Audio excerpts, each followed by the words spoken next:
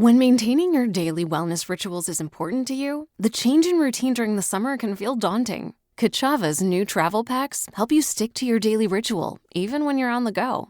Just one packet of Kachava's all-in-one nutrition shake provides complete nutrition with 25 grams of protein, 6 grams of fiber, greens, adaptogens, and much more. So you'll be fueled and ready for wherever life or your summer adventures take you. No fillers, no nonsense. Just the good stuff your body craves. Plus, it actually tastes delicious. But you can try it for yourself because the variety pack includes all 6 delicious fan favorites: chocolate, vanilla, chai, matcha, coconut acai, and strawberry. So instead of worrying about sticking to your daily ritual, simplify it with Kachava.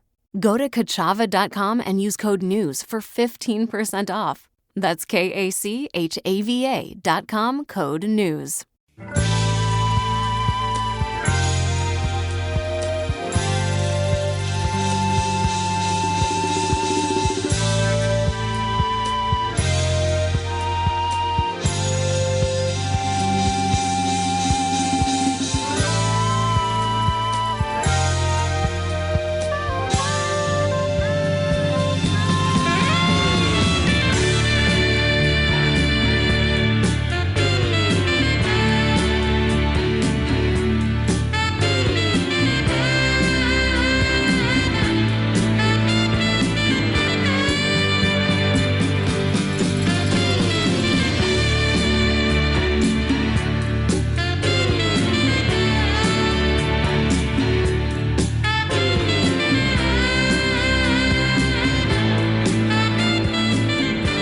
It was the song that spawned the theme. I was driving along Weber Street, just about to grab that little offshoot to East Avenue to go up past the beautiful Kitchener Memorial Auditorium the other day. And I don't know why Jerry Rafferty's Baker Street popped into my head, but it did. And I thought to myself in that moment, as I was driving the streets of this region, hey, we should do an all-request Friday theme of streets, roads, and avenues. And so, I mean, they gave me the opportunity to host this show, so I decided to pick the theme. And streets, roads, and avenues it is. And wouldn't you know that Dena's request was for that very song by Jerry Rafferty. It's a song that you don't even need to hear the lyrics of to know what song you're listening to. An absolute classic. I wanted to hear more, but I am allowed to play you no more than 59.9 seconds of your favorite song. But that's what we're going to do today. It's an all-request Friday, Streets, Roads, and Avenues edition. And real quick on that, I was talking to Jen Tan, who is working the other side of the glass today as we were getting the show started, and we had more requests than we had space to play them, and we were going over which ones might not make the cut. And then do you understand? The theme isn't that hard. Streets, roads, and avenues. What was the main one? Turn the Page. Where did Turn the Page come from for streets, roads, and avenues? Did you understand the assignment or not? I kid because I love. I've been getting a lot of teasing these last many days, so I'm just going to take that as a sign that I too am loved. Whether I am or not, that's what I'm telling myself so I can sleep at night. And I'm getting the great deal of teasing, of course, because of the commitments that I have made in an effort to grow the Farwell for Hire 50-50 jackpot. But we'll get to more of that in a moment. I did want to start with sounding like the absolute old man that I am, so forgive me. But this is one of those things that continues to confuse and confound and quite frankly, make me more upset than it should. But first and foremost, again, old man complaining about something over which he has zero control. I will just emphasize again that here we are at the end of, very near the end of, the 6th month of the year. This has got to be, without question, no holds barred, the worst year of weather that we have ever had on record. It started snowing back in November. It snowed right up until April. Spring stunk. And like, when's the last time we had a nice, warm, sunny day? Come on with your coming on. It's been rotten. Has it been 30 degrees yet without the Humidex? I don't think it has. And then this is the part that gets me frustrated. And I admit that this hits close to home, and so I'm taking it personally. But as I've told you before, our poor little puppy is terrified of thunderstorms. She gets just so anxious, and it's awful for her, and you feel awful on her behalf. So we had to make the decision what to do about it. And after trying thunder shirts and all these other things, medication was the answer. But when you see this dog doped up, my heart just breaks. So you feel awful for doing it. You feel awful when she's anxious because of a thunderstorm. It's really a no-win. But the worst part of it is when you medicate in anticipation of the thunderstorm that doesn't arrive. So now you feel like you've done something unkind to your pet, and it rains a little bit. Like, here's the thing, okay? If everything is a watch or a warning, then nothing is a watch or a warning. If everything is a yellow or an orange or a red warning, then nothing is. Like, why does everything with the weather lately have to be severe? Just tell me it's going to rain. And if we can't, I know it's not the easiest thing but come on. In 2026, we cannot more accurately tell people that a thunderstorm is imminent. Too many watches, too many warnings, too many colors. Just let me know if it's going to be rainy or sunny outside. And I would really prefer some sun right about now. Okay, I got that off my chest. Something that was being discussed during All News Mornings this morning with Mark Douglas and Josh Piercy, that what was going to be a student residence in downtown Kitchener at 22 Frederick Street for Conestoga College. I have talked about this before, and somebody wrote yesterday, I should have made a note of their name, but an excellent letter to the editor in our Waterloo Region Record. We understand that the college is now looking for partners to complete that building, which was going to be student residences, but with that downtown campus in Kitchener now closed and Conestoga College going through what it's going through, it's not obviously going to be a student residence. So who is the partner that will step up? What will the building ultimately be? I brought this up before. I'm going to mention it again. That letter to the editor in the paper said the same thing yesterday.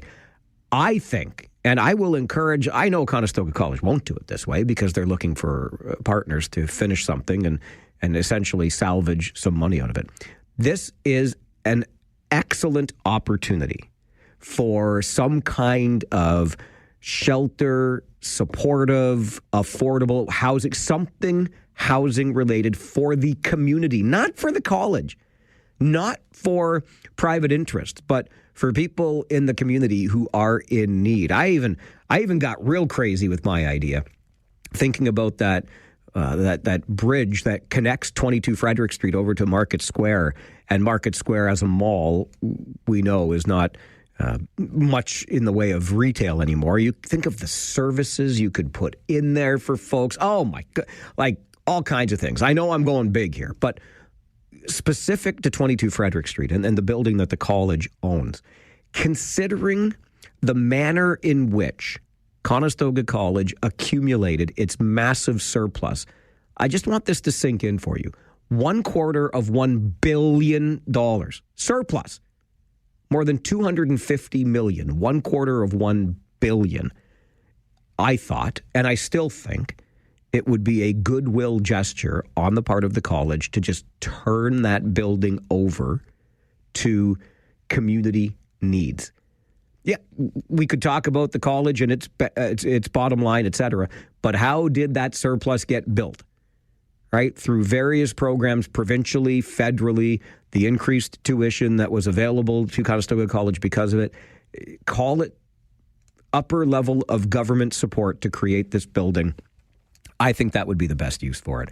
And that's all I got to say about that. I think it's too bad that we are where we are with the college and its reputation right now in the community. And, of course, we know the situation that we face when it comes to housing.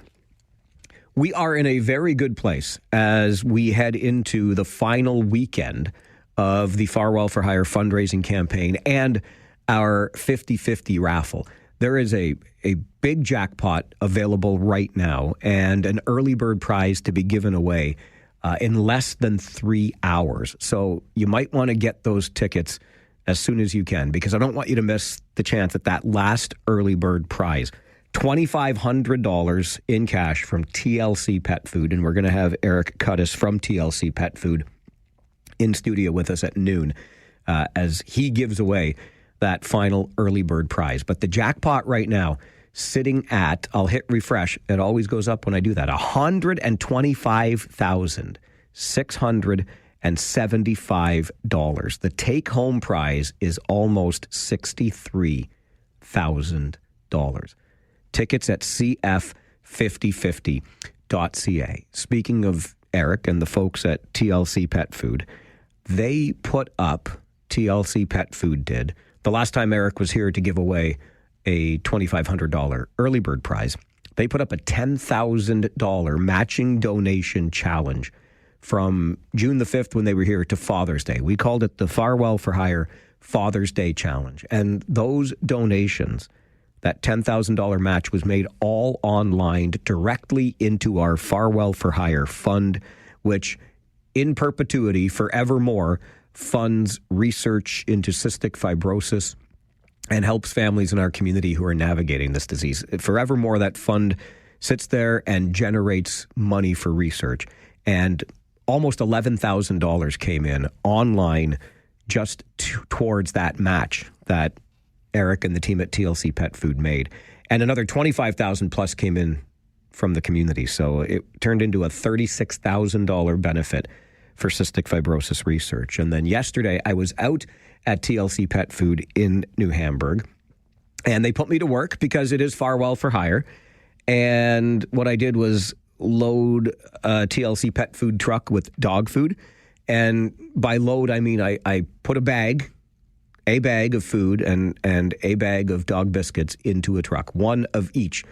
What do you think it's worth? Like what I'm a radio guy, okay? I don't have much in the way of skill. So this was the kind of work that I could do outside of radio. Here, lift this one bag and lift this one other bag and put it into the back of a truck. It's about the level that I'm capable of. And I don't know what you think that's worth. I could come up with a number or two, but the number that TLC Pet Food came up with was $10,000. That is what TLC Pet Food donated to our Farwell for Hire fund for cystic fibrosis research yesterday for me lifting two relatively light bags of food and getting them into a TLC Pet Food truck. $10,000 more. I don't know what it is about Wilmot Township during this campaign and previous campaigns. I mean, TLC Pet Food has been a tremendous partner to us over the years. The Cereal Griller Kitchen got involved. They've got their new restaurant storefront in Baden. We had a great barbecue out there. Rhonda at Heart of the Matter Professional Organizing in Wilmot Township has stepped up in a big way. My buddy Downsy, Ron Downs at Maple Leaf Car Cleaning, is always there for us. It just goes on and on from Wilmot Township. And after that $10,000 donation from TLC Pet Food yesterday, off I went to the Scranton Dram, yes, in New Hamburg. Great pub, great spot. Saw so many people that were so happy to be there because we were playing music bingo last night. Our buddy Jeff is like the king of music bingo. It's called Ready, Set, Music Bingo. And he hosts these events Thursday nights at the Scran in New Hamburg. We had more than 125 people in there last night having fun, doing an all-Canadian music night. And you just fill out your bingo card when the music plays, and you don't have to, it's not trivia. You can use an app to tell you what song's playing, but you just get to listen to some good music. You have a good time. You fill out your bingo card. You win some prizes. And we collected more than $600 in cash. The Scran is matching up to $500. So thanks to Sabrina and Dave Hutchison for stepping up, the owners of the Scranton Dram, to match up to $500. Those donations we collected last night. Jeff is making a donation himself.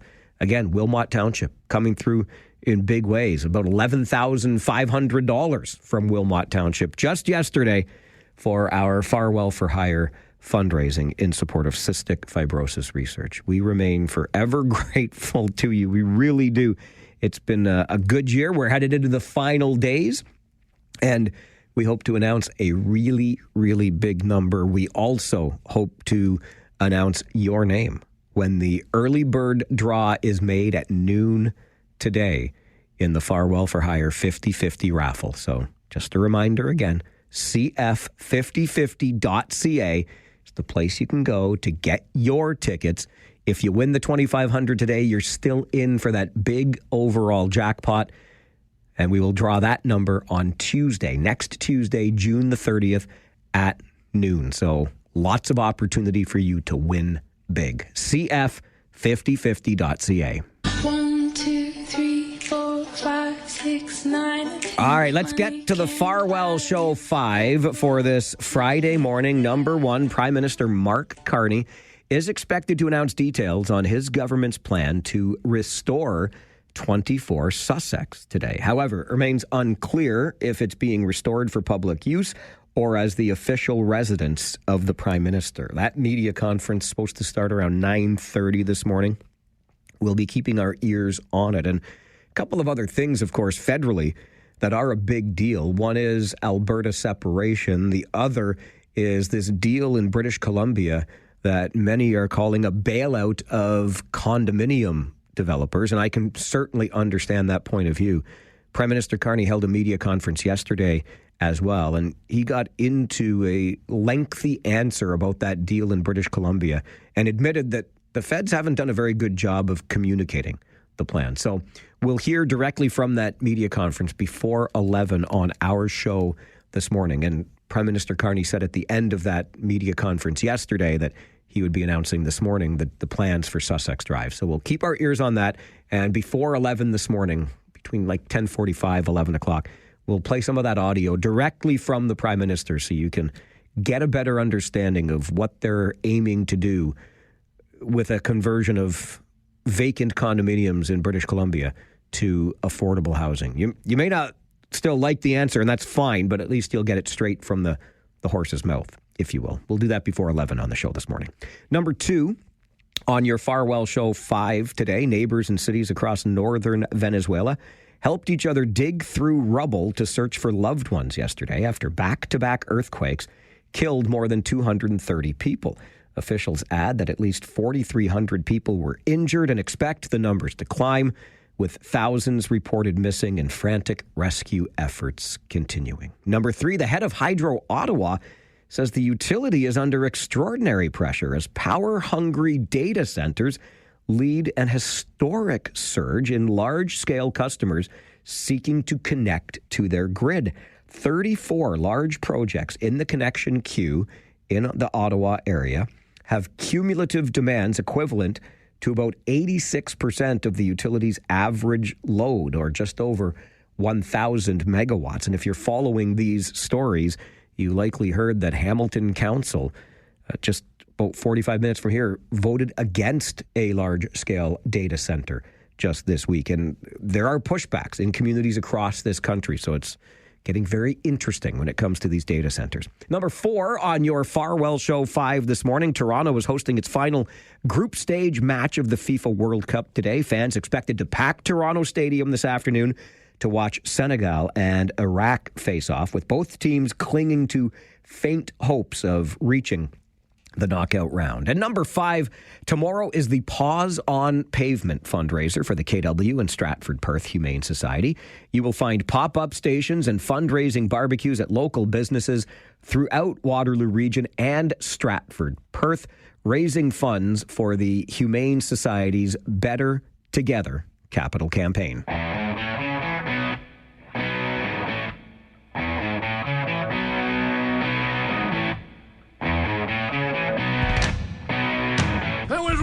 Bravo! I loved that. Oh, it was great. Well, it was pretty good. Well, it wasn't bad. Well, there were parts of it that weren't very good, It though. could have been a lot better. I didn't really like it. It was pretty terrible. It was bad. It was awful. It was terrible. Get him away! Hey, boo! Boo!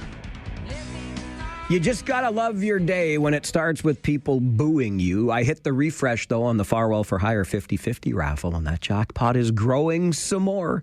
CF5050.ca, a $2,500 early bird prize to be given away at noon today. All right, Fridays mean we have some fun with something we call the not $1 million question, because we won't give you $1 million if you know the answer, but we will admire your intelligence. Today's question is: 1 in 4 people admit that they have done this after a fight with their partner. What is this thing that 1 in 4 of us admit to doing after a fight with our partner? Can I please ask that you never do this?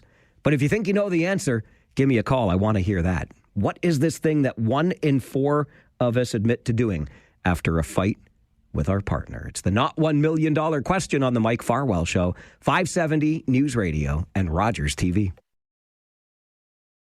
Penny Lane, there is a barber showing photographs of every head he's had the pleasure to know, and all the people that come and go stop and say hello.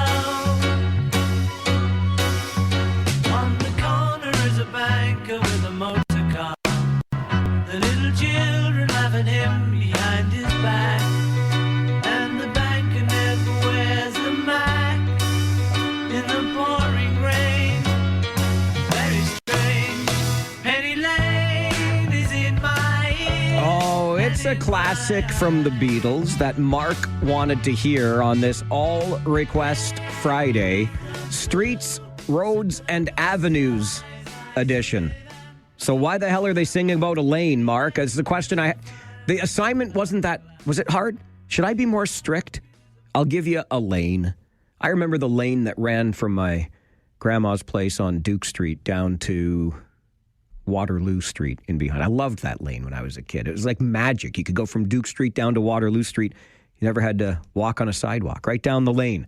Streets, roads, avenues, and apparently lanes have made the cut today on our All Request Friday. On Fridays, we also play a little game called the Not $1 Million Question. Today's question is: 1 in 4 people admit that they have done this after a fight with their partner. What is this thing that 1 in 4 of us admit to doing after that fight? George in Cambridge is with us. George, do you know the answer to the Not $1 million question? Yeah, I think I do, Mike. You know what I do when I have a fight with my partner? I go out and I go get flowers. Oh, George, you know what? I like the way you work. I think we could all learn a thing or two from you. Not the answer we're looking for. I'll bet you 1 in 4 of us don't do that, right? 25, well, maybe 1 in 4. I don't know. But that's a good gesture, because obviously George knows what happens when you have a fight with your partner, right? You're wrong. You always are. Clinton, Farwell's Force, member number 35. Good morning. Morning. How's it going, Mike? Great, buddy. How are you? Not too bad. Good. What do you think the answer is? I could be wrong, but sleeping on the couch. Sleeping on the couch. Another very good guess, but you are wrong this morning, my friend. I figured. All right. Thanks for the call. Enjoy your day. Talk to you later, bye. Cheers, mate. Oh, Clinton, he sent me an email yesterday. He's on his way down Windsor Way, and he was checking in on pizza. Just get a pizza in Windsor. There's something special about Windsor pizza. He was wondering what kind. Is there a go-to at Antonino's? No, just get pizza. Windsor pizza is its own thing. It is not buy flowers. It is not sleep on the couch. Sandy sends an email to Mike at 570news.com. And I would have gone in this direction too. Sandy says, my answer would be post about it on social media. Not the answer to the not $1 million question today, but a very good guess, because that's a modern thing to do, isn't it? And Josh's email to Mike at 570news.com. I sincerely hope that 1 in 4 of us are not doing this, but is it call our mother or parent? I like that one too, Josh. I mean, you need some support in this, right? You won't believe what he or she did to me, but not the answer we're looking for. 1 in 4 of us, so 25%, admit to doing this after a fight with our partner. What is this thing that we would be tempted to do? Let's get in one more before the 9:30 news. Bill, Farwell's Force, member number 360. Good morning. How about call mommy? Bill, I love the way you said it. Exactly what Josh had written in via email. Not the answer we're looking for. But I'll tell you what we'll do. We'll take some more guesses around 9:45. So think about it. You can email me a guess too, Mike at 570news.com. Our not $1 million question today is, 1 in 4 people admit they have done this after a fight with their partner. What is it? And I'm begging you not to do this. So hopefully we all learned something today, but we'll see if we can get the answer. I'll give it to you before 10, but we'll take more guesses at 9:45. 1 in 4 of us admit to having done this after a fight with our partner. We'll get you to the 570 News Center for an update. And then a century of tennis in Cambridge. The story coming up on the Mike Farwell Show, 570 News Radio and Rogers TV. I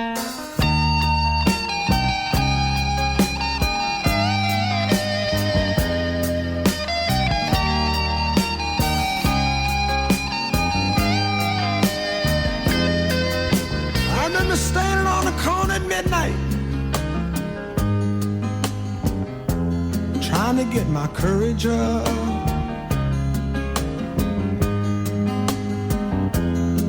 There was this long, lovely dancer in a little club downtown. Loved to watch her do her stuff. Through the long, lonely nights, she filled my sleep.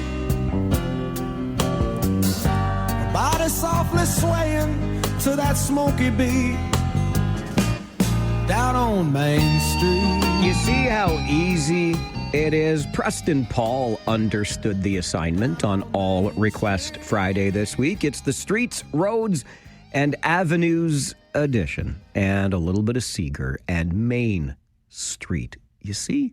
Street, road, avenue. What might come next on All Request Friday? We'll just have to wait and hear. Right now, I am pretty excited about this because it's not every day you get to have a Hall of Famer on the show. But we're having a Hall of Famer on the show this morning.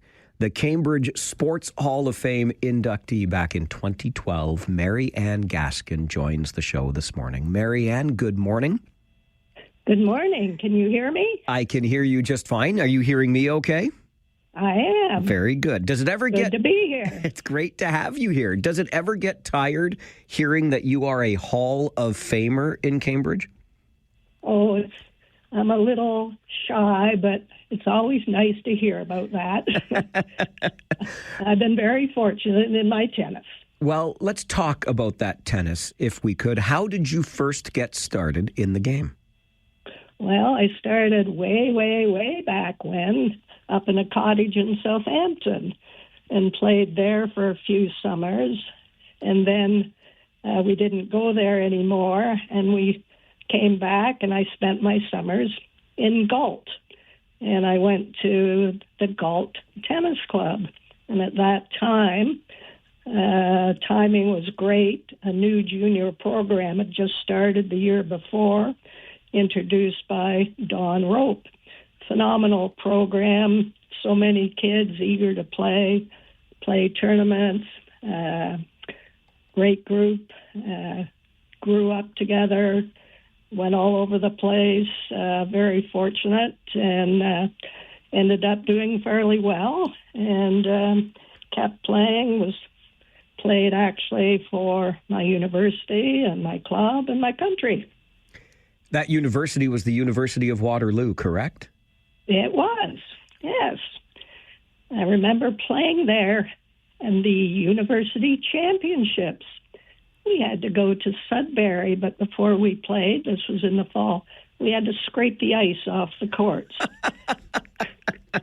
Very interesting situation, and we wore gloves, hats, pants, and jackets.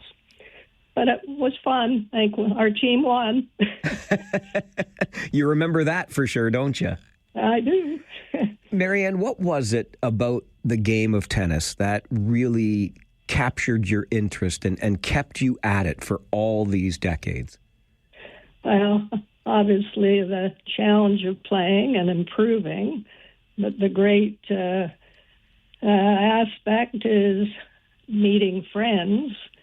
And I've kept in touch with a lot of friends throughout my lifetime with respect to playing on teams, going all over the place. These people I still keep in touch with. And it's a great sport for people to pick up and learn, not only for fitness, but pick up a friend, start playing, friends get stronger, the friendships can last a lifetime. That's really important aspect of the game. As in many sports, the social part is very important. I know that the Cambridge Tennis Club, which is celebrating 100 years this weekend, and we'll talk more about that in a moment, but it still has more than a couple of hundred active members. What's the state of the game today? How active is the club, and how is tennis doing? Well, it seems to be growing again. We had highlight very active people when tennis was at boom in the 70s and 80s, and then I think the interest dropped, but because of the high-profile athletes coming out of Canada now, I think the interest is growing again, and the game's expanding. More kids are picking it up, and that's the key, is to bring more kids in, pick up the game, and carry on for a lifetime. How are we celebrating 100 years of the Cambridge Tennis Club tomorrow? Well, there's a lot going on. We've got our regular junior lessons in the morning. We've got a clown coming. We've got a drop-in reunion for new and old members. We have a formal program at 11, a doubles exhibition match, and then an OTA roadshow clinic and a smash cage. And what I would suggest is, if anybody's interested in sharing the day, I don't know whether you remember the Kevin Costner's Field of Dreams, where at the end of the movie you see all these cars driving to this magical baseball park. We have no idea how many people are coming, but the destination, if you're driving, probably should be changed from Soper Park to a local parking lot to accommodate the cars, because there are actually 3 events being held in Soper Park, and the parking is almost non-existent. So I'd suggest parking in the big municipal lot off Shade Street near Main Street, and then walking to the park. You go into Soper Park, aim for around 11:45. You walk to the park underneath Dundas Street, around to the courts. There'll be a doubles match starting around noon. There'll be a clown there. The clown's there until 12:30. He does excellent animal balloons. There are food trucks there till about 1:30. The tennis clinic is there from 1 to 3. I think the clinic's fairly well full, but there's a smash cage and radar gun till about 3 if you want to check out your service speed, and just check out the club in general, because people don't even know it's there. Like, I've heard a lot of people, I didn't know you were there. So you can come and check it out, and maybe consider, if you've never played before, pick up the sport, bring a friend and encourage them to pick up the sport. And you can register this year, next year, sooner the better. If you join, they're free adult lessons all season. So you might meet friends within that group. So that's sort of the guideline. The initial 10 to 11 time slot and 11 to 12 is more of a reunion and talking about history, but for people to want to check out the place, that's sort of the scenario that might be good for them to do. That is a great opportunity, Marianne, and I'm so glad you reminded us of that. I mean, it's great to talk about 100 years of the Cambridge Tennis Club, but to remind folks, some of whom might not even know that it's there, that these opportunities exist for them right in the city of Cambridge. How closely do you still follow the game today?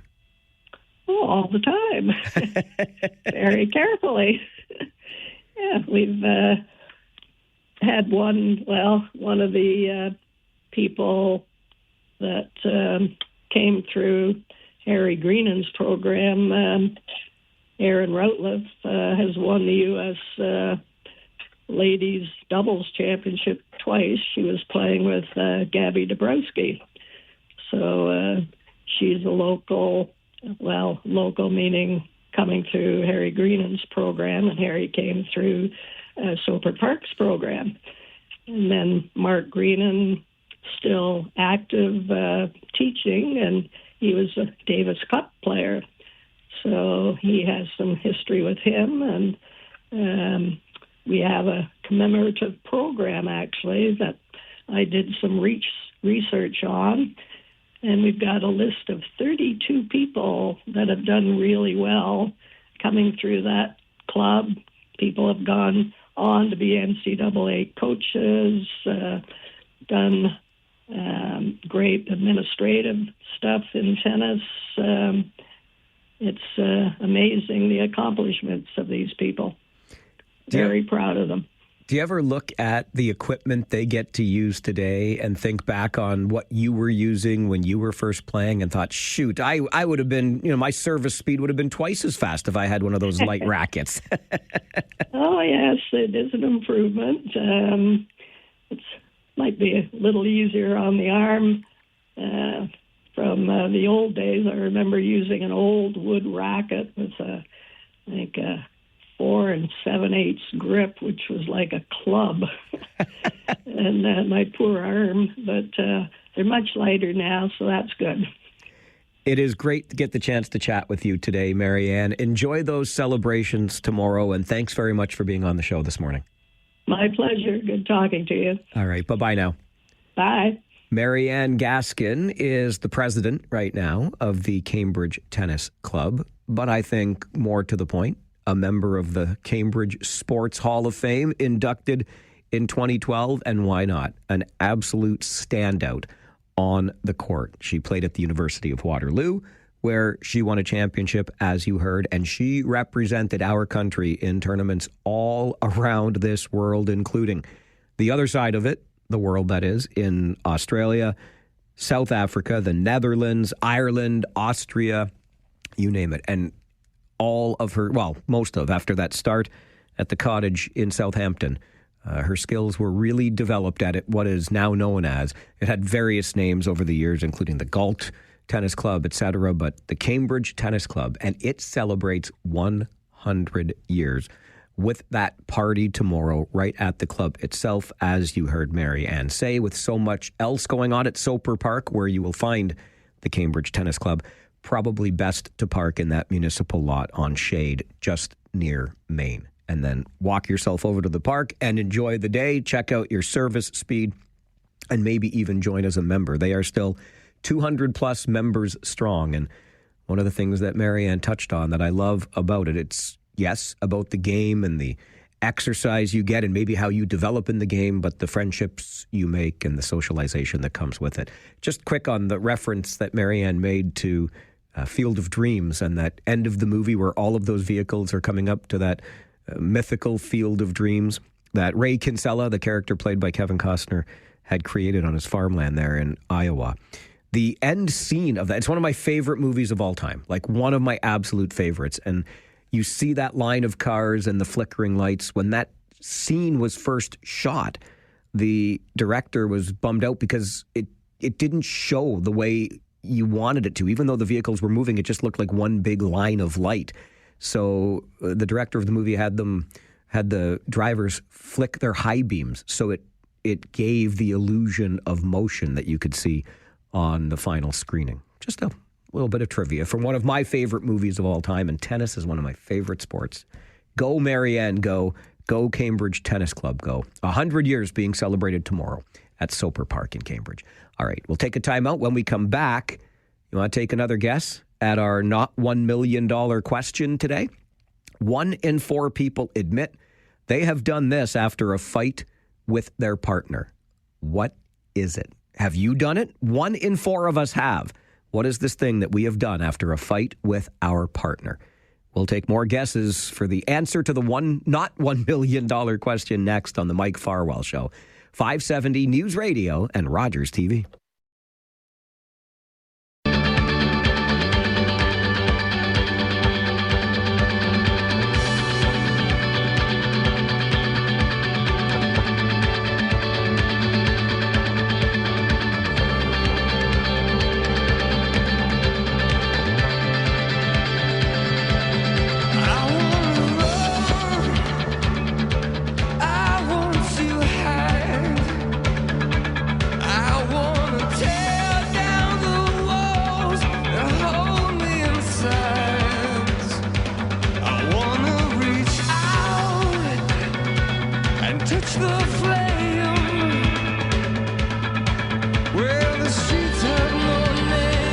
It might be one of the best first songs to any album. It may be one of the best intros to any song ever.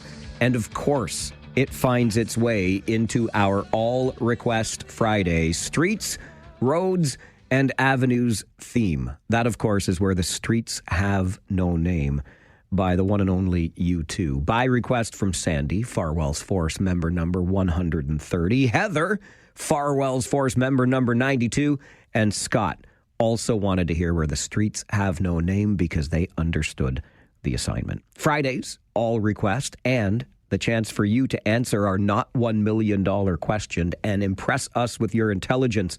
Today's question is, 1 in 4 of us admit to doing this after a fight with our partner.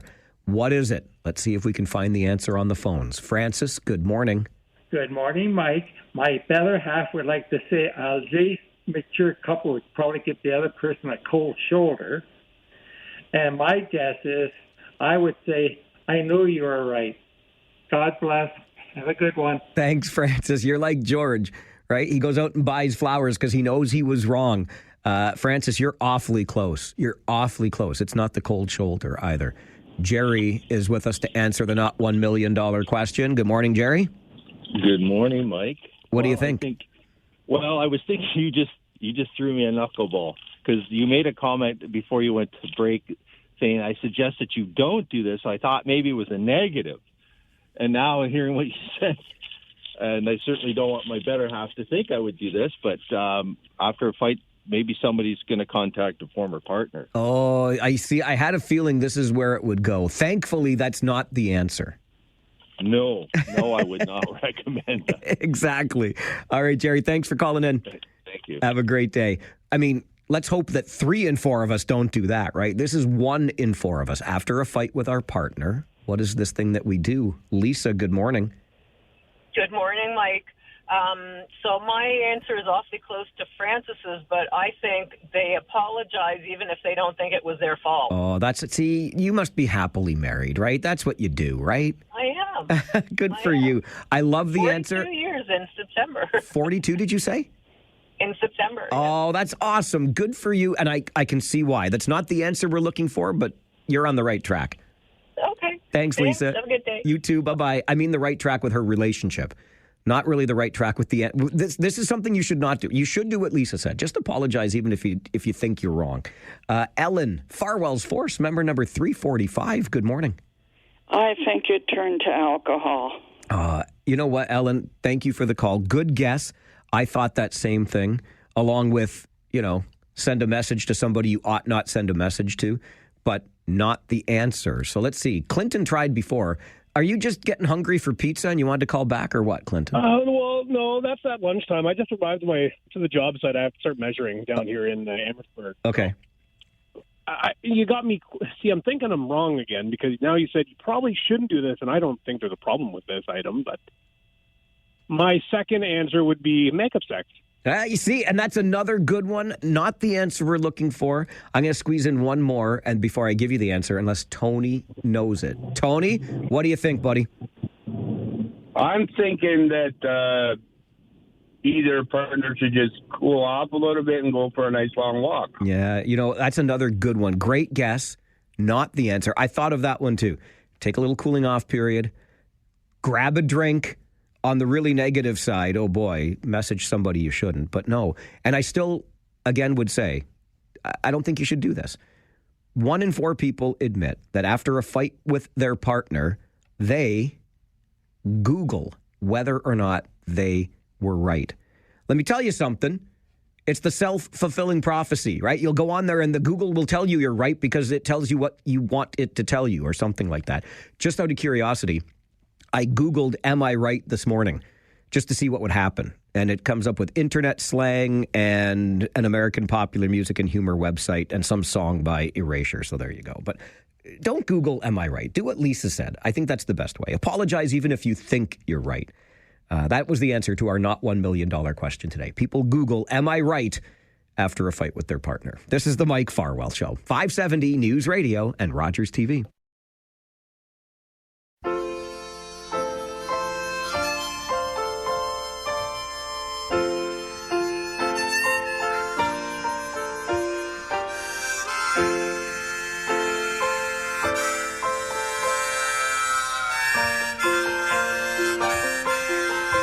The screen door slams, Mary's dress waves. Like a vision she dances across the porch as the radio plays. Roy Orbison singing for the lonely. Hey, that's me and I want you only.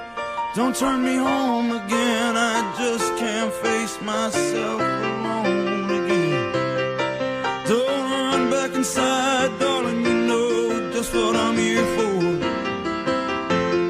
So you're scared and you're thinking that maybe we ain't that young anymore. Show a little faith. It is an all-request Friday, Streets, Roads, and Avenues edition, and Rob wanted to hear some Bruce Springsteen and Thunder Road, because Rob understood the assignment. You see how it works? Streets, Roads, Avenues on our all-request Friday today.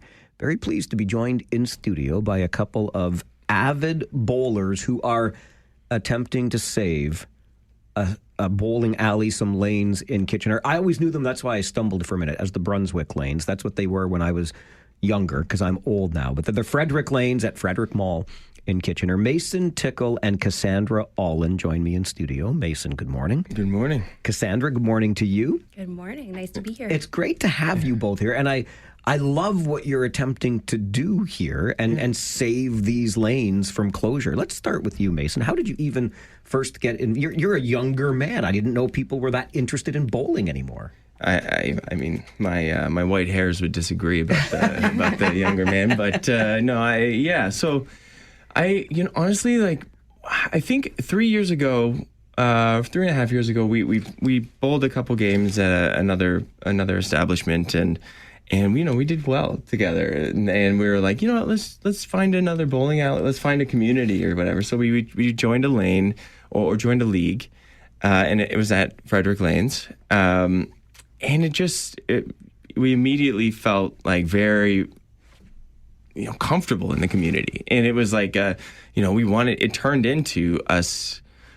If we wanted to do anything at all, like if we wanted to go out of the house for any reason, get a drink, anything social, we'd be like, let's go bowling. And so, like, that's the only thing we did for the. We've within margin of error. Sure.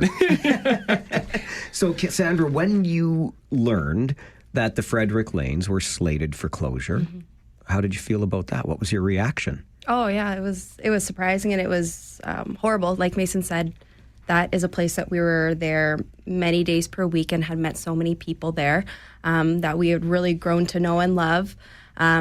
So yeah, it was definitely devastation. And then the feeling like, can we do something? I think we should do something, even if it's not going to amount to anything, or not knowing what the outcome could be. So like just Googled what do you do in this situation, and then followed that advice. And I think when we started that petition, just seeing the amount of support that we got so quickly, that sort of gave us, I don't know, a little bit more confidence to sort of embark on this endeavor.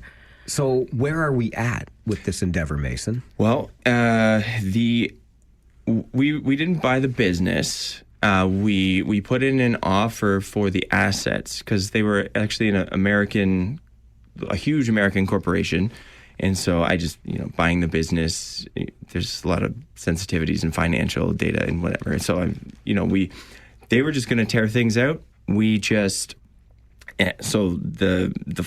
I just threw in an offer and not expected. I just wanted to slow it down because they were going to rip everything out real quick. And they actually got back to us within like an hour or two from Virginia, as somebody called, and good old Jeff. Jeff's the man. Jeff from Virginia. Yeah. or Texas or somewhere in the U.S. Yeah. And so, there was a long negotiating phase, and we also had to speak with the landlord. The landlord's happy. Everybody got sort of what they wanted out of this, and we finalized the asset purchase. Everything is ours as of last Monday, or a week, like two. Not this last Monday, but the Monday before it. And the lease was signed in the week before that. So it is ours. It is this bowling alley is staying in Kitchener. It is owned now, I think, for the first time by people who live in Kitchener. So it'll be community oriented, Kitchener focused. Like we're here with the people that bowl here, bowl at the facility. So, we'll be able to improve things super quickly. And I think, we're just really excited. I think, yeah. So, Cassandra, do Frederick Lanes stay where they are? We're going to go to the same place. You have the assets, so I guess it comes with a lease or something within that building? Exactly, Is that, okay. Yeah. So it's the same location that it was before. We're going to try and make it a little bit more our own. So just, different logo and just refreshing a few things, but nothing major. So our goal is just to sort of get it reopened as soon as possible, whatever granted, that's feasible. There's still a lot for us to do, but we are hoping for sort of, with the goal being mid-July, knowing that could be, pushed back a week, 2 weeks or so. Is this your first foray into business ownership? For me, yes. Yes, for me. Mason's he's got that business mind, very much an entrepreneur. But yeah, for me, definitely. So, Mason, how much does this differ from other entrepreneurial endeavors? Oh, it's a ton. It's completely different. Like in my past, it's mostly like online, two employees sort of thing. And this one, I have just enough experience. Like I did that a couple of things. Well, one thing in particular for 17 years, and I have just enough experience to be able to know like how to pull things together. Now I don't, we're rehiring Lisa, who has worked there for 25 years. So she's gonna, be, it's gonna coordinate everything. She's, for us, and Connor, who's been the head mechanic there for 3 years. Corey is going to be managing our kitchen and bar and all of that. So we've got the team, and we wanted to, we've let as many staff know as we're going to take on that we're bringing it back. So I knew that like unless we had Lisa or like all of these very experienced people involved right at the start, it would be I wouldn't know what to do. It makes so much sense that when you said mechanic, I thought, of course, and that would be a pretty critical piece of a bowling operation, right? Yeah, absolutely. Yeah. Okay, so Cassandra, what's the plan here now as new owners of the Frederick Lanes? To you're aiming mid-July. What can people expect? What do you hope to do as the new owners here? Yeah. Well, we're definitely going to do sort of a grand opening event, and that will be posted on our website and social media. In terms of like the things that we're doing sort of before it's opening, it's just, little touch-ups of paint, just making sure all of the equipment's working, reaching out to all the interested parties and, just little things. And then also some big things, roof stuff, HVAC. Yeah. Yeah, that's all actually being taken. They're up there on the roof right now. The roof is in really bad shape. Okay. And there's buckets everywhere in the facility. The previous owners were responsible for taking care of the roof and the HVAC system, everything. And I think they knew for a while that they weren't going to renew. So it's really bad. But luckily, in the lease, we got everything sort of worked out. New roof. HVAC is already working. New menu. Oh yeah, the food menu. That's exciting. Brew tap, local breweries on tap, and we're very excited for what like that kind of stuff. Yeah, I love that. I love that because I've been in many times. Yeah. It's been around for a long time, and it's always been pretty standard fare coming out of that kitchen. Yeah. Right? So and both of us are. We are vegetarians, and the only things that we could get before were very bready or cauliflower bites, that sort of thing, right? Yeah. So we're gonna have all of the standard like meat items, a lot of chicken, a lot of everything that you would expect, but high quality substitutions for the vegetarians for those meats. Right. So we're very excited for that. So Cassandra, it's obvious that this bowling alley meant a whole bunch to you and Mason and the community that you found there. How did you arrive at the decision that this is what you wanted? Like, it's a pretty big deal. Mm-hmm. Like, okay, I love bowling here. I'm really going to miss this place. Damn it, I'm going to buy it. Like, what was that decision process like? Mason can probably speak a little bit more to it. He was sort of the one that got the ball rolling. I think I was a little bit resistant at first, not knowing the finances of it, and sort of before we knew that people were willing to come back and work, and there was definitely a lot of resistance and just there's no way this is possible because we don't know what we're doing. But that shifted. So just Mason being as motivated as he has been to sort of doing all those like pieces and then talking to the staff and just again having the support of the community, people are actually going to come back and bowl. It was that sort of shifted it slowly, so it wasn't an overnight. There was going back and forth for a while. So Cassandra's your Senate here. She's your sober second thought. That's right. Yeah, I'm very, I can be very impulsive. Yeah. So she pulls that back a little bit. So what makes you think that this, obviously I think it was AMF that owned it, but whatever, if they were giving up on it, how do you think it's viable? Well, I came across some reliable information, let's say, and what we believe is that the corporation essentially had a certain amount of profit they had to make from a facility that made it sort of like worthwhile. And they've been closing other centers across the U.S. I don't know what their motivations are, what that threshold is. But one thing that they repeated to me a couple times is, they are focusing on American centers going forward. So I think they purchased, when they bought a lot of the Brunswick, like all of Brunswick centers, and it just happened to include a Canadian center, right? And same with Bolero in Brampton. And so it wasn't that, the business wasn't profitable. It's that it wasn't profitable enough for an American company to continue owning it and operating it and putting all that effort into it. So, and as a single or duo business owner team, local, it's much more viable, like in terms of like we have much less overhead. We don't have we have modest bills to pay, but we're not going to, But nothing like a corporation. We did and modeled the numbers, and it does work out. So yeah, we're not just going all in on this business venture that's just going down. No, so it well, fingers crossed, but it does seem to make sense. I love it. I absolutely love it. Locally owned and operated for the first time in its existence, and it's been a long history there.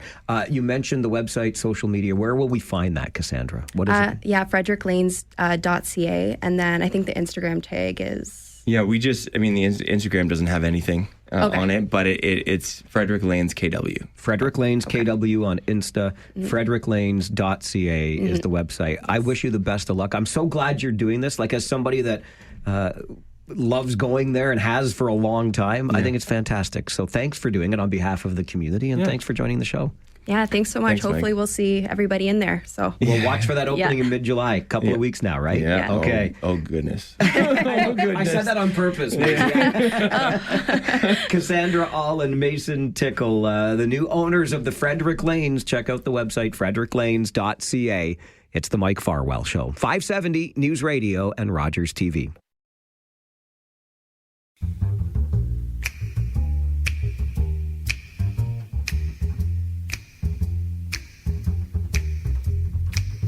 Trailers for sale or rent, rooms to let 50 cents. No phone, no pool, no pets. I ain't got no cigarettes, but 2 hours of pushing broom buys an 8, 12, 4-bedroom. I'm a man of means, by no means, king of the road. Oh, Roger Miller is the king of the road, don't you know? By request from Norma on this All Request Friday, Streets, Roads, and Avenues edition. Fridays also mean our Friday 4 Roundtable. We have that coming up just over 30 minutes from now. Between 11 and noon today, we will discuss the week's big stories. And then at noon, it is an early bird prize of $2,500 from TLC Pet Food to you if you have a ticket in our Farwell for Hire 50-50 raffle. The jackpot is really humming today. More on that in a bit. But it's 10:23. Not everyone's a jackwagon. Not every heart is cold. Not every promise made to you is gonna turn to gold then fold. Some people mean it when they say they care. Some folks will show up, actually be there. So don't close the door on every soul you meet. Not everyone's a jackwagon on this street. Today's daily reminder that not everyone is a jackwagon may sound simple on the surface. It's a young man who has graduated from the University of Guelph. Hey, young men and women graduate from the University of Guelph all the time. But in this case, we're talking about Justin Tang, who 3 years ago graduated from Centennial High School in Guelph, and now has his degree in biomedical science from the University of Guelph. But Justin is 19 years old. So back that up. Graduating from Centennial in Guelph in 2023, he would have been 16. Now he has his degree in biomedical science from the University of Guelph at the age of just 19. And that is not all. Justin Tang was also the winner of this year's William C. Weingard Medal from the University of Guelph, which is awarded for both academic achievement and contributions to university and community life. Did I mention that Justin Tang is just 19 years old, one of the youngest graduating students ever from U of G with his degree in biomedical science, and he has already received offers from internationally renowned medical schools, including Johns Hopkins and Yale. Justin Tang, 19 years of age, on his way into the medical community. And isn't that the kind of thing that just makes you feel as though everything is A-okay with the future. I was taking my gap year at 19 so I could slack off for a bit before post-secondary life. Justin Tang is already on his way to medical school, and not just any medical school, Johns Hopkins or Yale. And that is your daily reminder that not everyone is a jackwagon. If you know somebody who fits the bill as a non-jackwagon, by all means, send me an email, mike@570news.com, and we are happy to share that story at some point down the road. Every day around 10:20, we share that little story, that reminder that not everyone is a jackwagon. Our Farwell for Hire 50-50 jackpot, as I mentioned a moment ago, is really on the move. When we started the show yesterday, it was just under $117,000. As I just hit refresh on the website now, it is more than $127,500. So it's up more than 10,000 in the last 24 hours, and it is moving, and I do mean moving fast this morning. I understand why, because TLC Pet Food is giving you $2,500 in cash as an early bird prize today. It's our last early bird prize available. So if you get your tickets before noon today, you're eligible for the $2,500 and your numbers stay in for the overall jackpot. The take-home prize now almost $64,000. What's the $64,000 question? Do you have your tickets yet? Go to cf5050.ca and get some for yourself. This is the Mike Farwell Show on 570 News Radio and Rogers TV.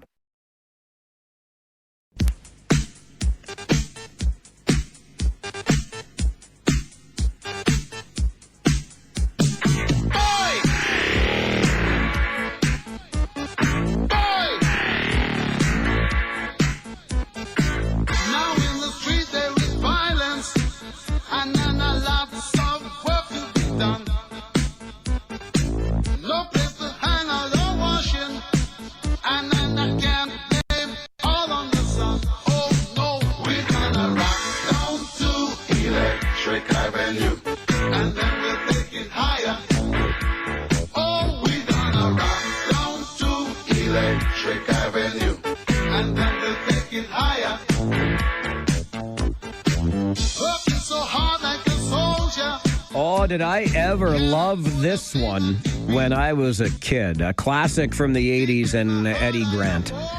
Electric Avenue on your All Request Friday. Streets, Roads, and Avenues edition. Nate, Farwell's Force member number 8, wanted to hear that one. And that's how it works on All Request Friday. You make the request that fits the theme. We play your song for you.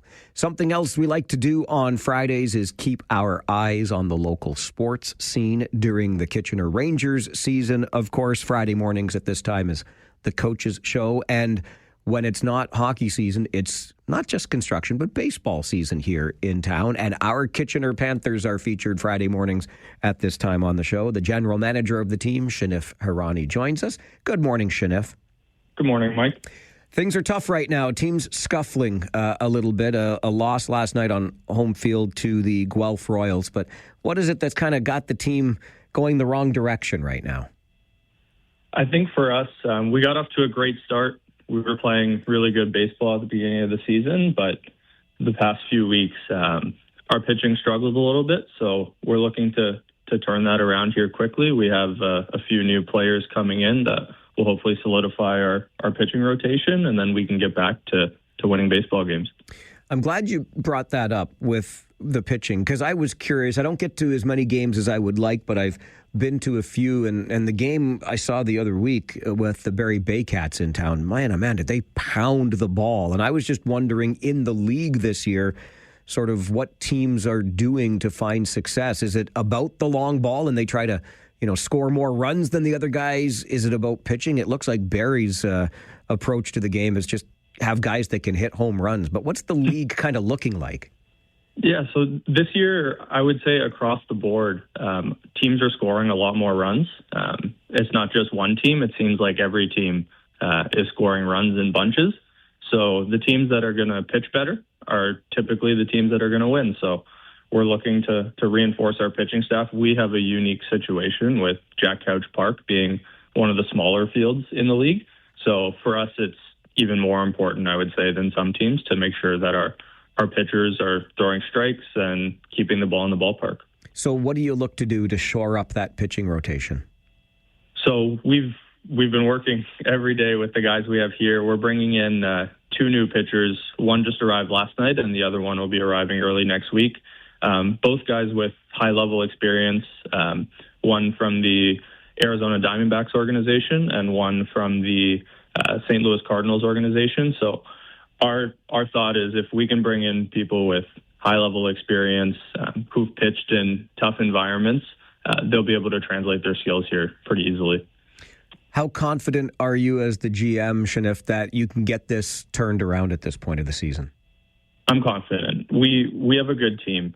We haven't shown it over the past 2 weeks, but I know the talent is there. We just need a few things to break our way, and we'll be able to turn this around pretty quickly. I was coming home a little late last night from a Farwell for Hire event as the game was winding down at Jack Couch. But, you know, the fans were still there on a Thursday night coming out to support this ball club. What's the support been like this season? It's been great. Every game, I know the weather hasn't been in our favor too much this summer so far, but the fans have been awesome. We had a great turnout for Father's Day this past Sunday, where it was great to see you at the game as well. And we have our big Canada Day game coming up this coming Wednesday, where we're doing a giveaway. The first 500 fans are going to receive a Kitchener Panthers Canada Day Hawaiian shirt. So we're excited to see the stands packed again and hopefully put on a good show for the fans. Yeah, it really is a great atmosphere. There's a good energy around the ballpark. The merch area is fantastic. We did some shopping there while we were there last weekend. We love it. It's really good-looking stuff and happy to wear the team's colors. When you mentioned the ballpark, Shanif, and Jack Couch being one of the smaller ones, so it's rather hitter-friendly. But something that struck me was this past Monday, you had a rain date, a makeup game. And I know it was wet earlier in the day, but it got nice later, but we weren't able to get that game going. How's the field treating you as a ball club?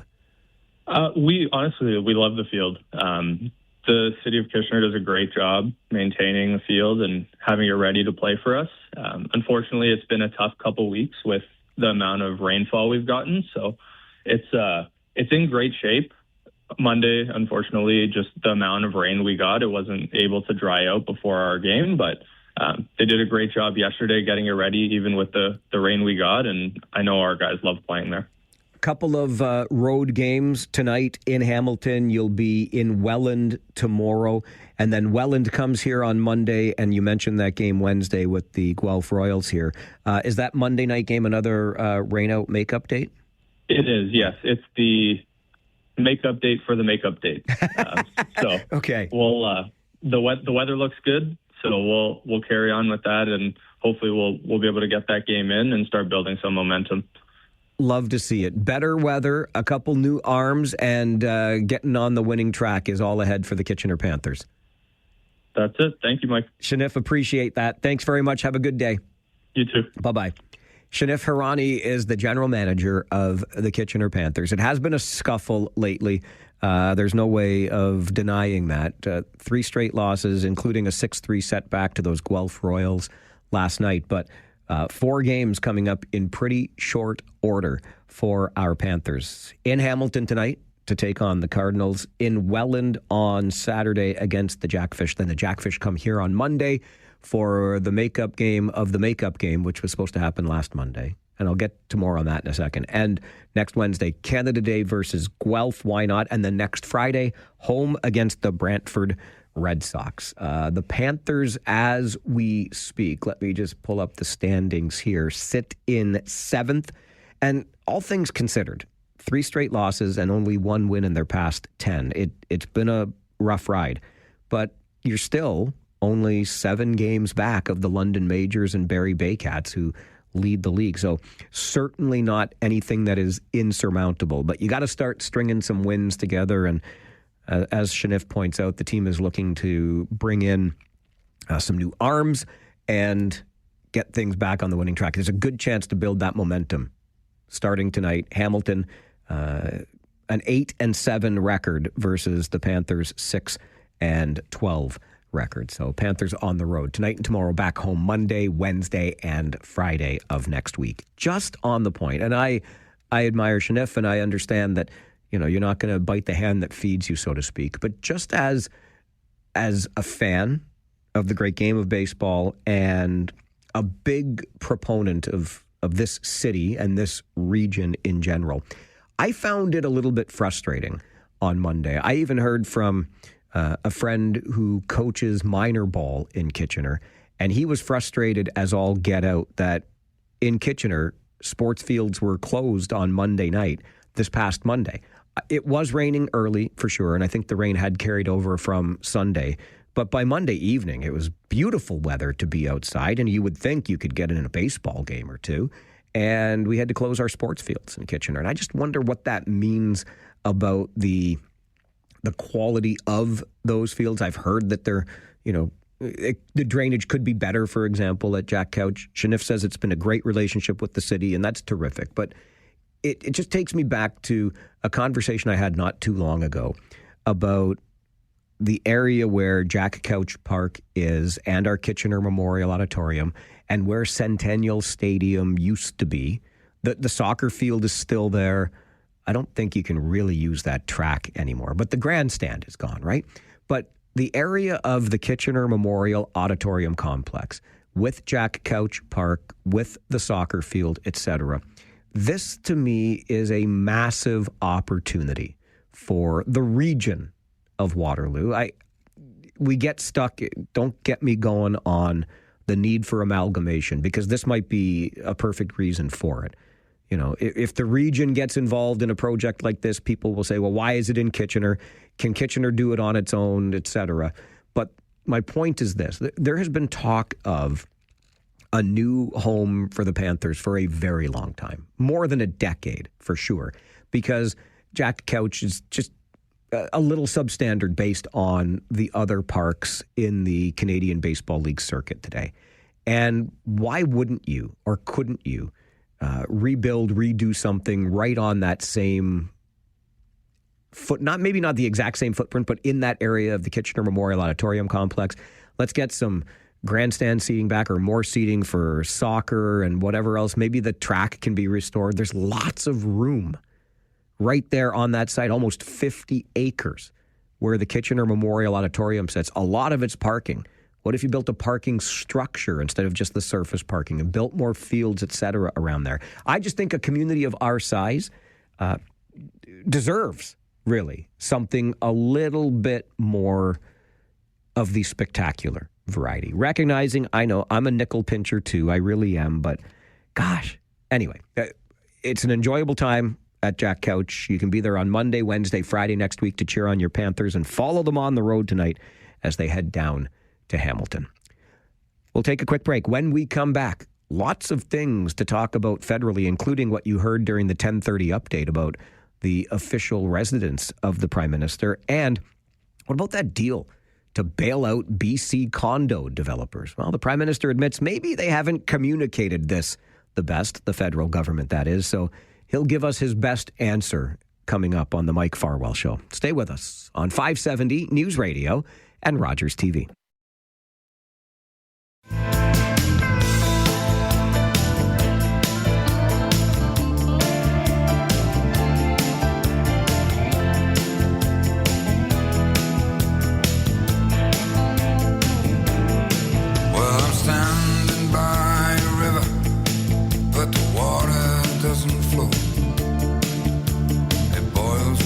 Poison you can think of, and I'm underneath the streetlight, but the light of joy I know, scared beyond belief, way down in the shadows, and the perverted fear of violence chokes the smile on every face, and common sense is ringing out the bell. It is a little bit of Chris Ray and Road to Hell Part 2 by request from Randy Farwell's Force member number 20 on this All-Request Friday. Streets, Roads, and Avenues edition. There's been a lot of talk of late, and we discussed it on the show on Monday with David Drew. He's a former Conservative Party staffer, worked under Harold Albrecht and Prime Minister Stephen Harper some time ago. And David joins us Monday mornings on the show for a segment we call Drew's Views. And David brought up the BC condo developer bailout. It's been a topic of conversation for every day, really, this week, with the federal government and the BC provincial government getting involved in buying up vacant condos and turning them into affordable housing. There's been a lot of questions about how much this is costing us, why the feds and the province of British Columbia would get involved in, quote unquote, bailing out developers. And so at a media conference yesterday, Prime Minister Mark Carney was asked about it. And one of the things I love about this show is we can play you something in its entirety without having to get into the soundbite aspect of it. So here is the full answer from Prime Minister Carney on what that deal is all about in British Columbia. Did anybody ask you for this from the development community? First off, no developer asked for this for me directly. So that's a simple answer. But I want to go to the broader issue. And I want to say up front, I don't think we've done, myself included, a particularly good job of rolling this out and explaining exactly what it is. So with your indulgence, I'm going to say, I think it's important to say a few words of what this is and what this isn't. We start, as we always do, with Canadians. We don't start with developers. We don't start, what? Yes, it's great that there are developers and they build condos. What we care about is affordable housing, enough affordable housing, in this case, for the people of British Columbia. And the province of British Columbia, which initiated the idea, sees an opportunity, potentially given what's happening in that market, to convert some of these condos that are lying unsold to affordable housing, particularly rent-to-buy affordable housing. So these are people, in many cases young families, but people who don't have money for a down payment, but can build in that equity over time, rent-to-buy. So there's an opportunity there. You have a market in Vancouver, which is particularly Greater Vancouver, Lower Mainland, which is absorption rates have moved down to about 60%. They've sort of averaged on 80% in a normal market. So in other words, there's more condos that are there. We're potentially, because it's a question of the actual transactions when and if they come, providing about 10% of the financing, we, the federal government, for this in a way that can make the transaction work. So it would be buying distressed condos. Of course, the developer is not going to admit that they're going to have distressed condos, right? But we don't care about the developer. We care about the person, the family that can potentially move into the home. So buying them at a discount at the right time, financing, terming that out, setting up a rent-to-own structure for truly affordable housing. That's an opportunity. We will look at any opportunity across the country that gets more affordable housing to Canadians.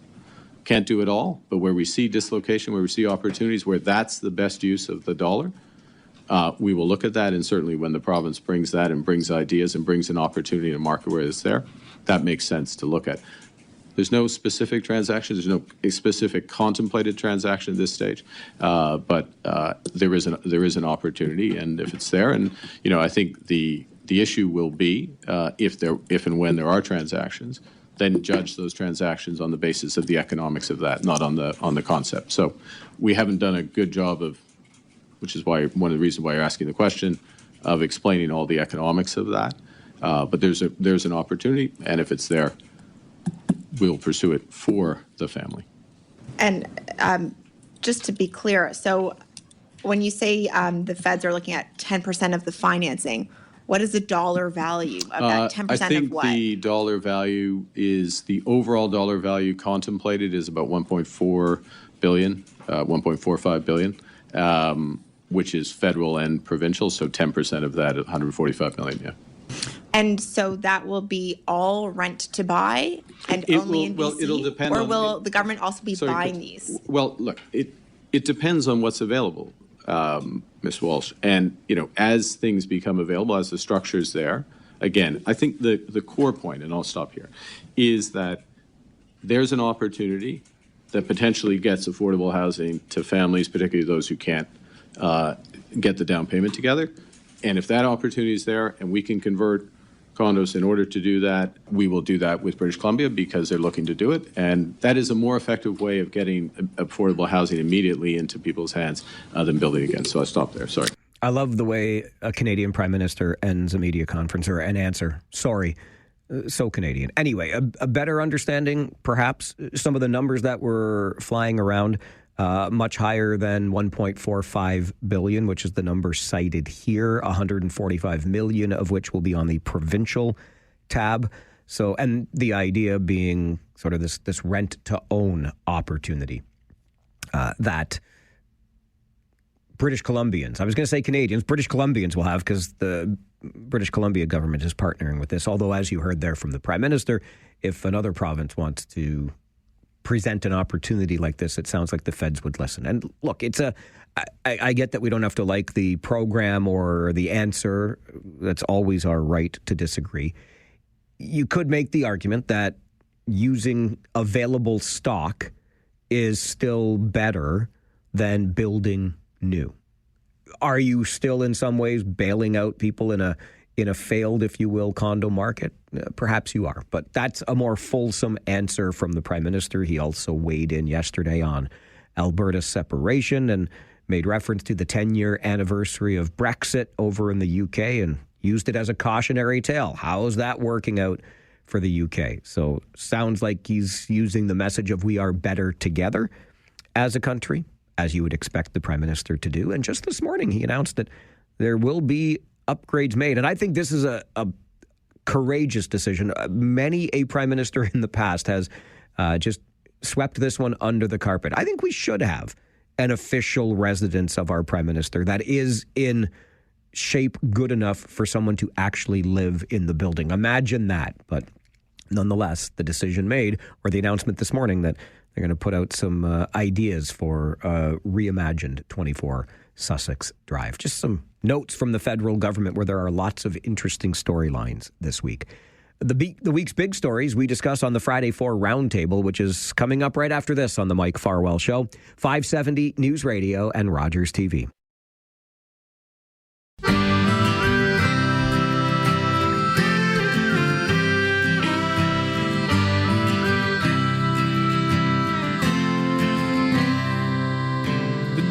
Shipped out, they numbered a dozen upon my return. We're 100 or so from the coast and from the prairies.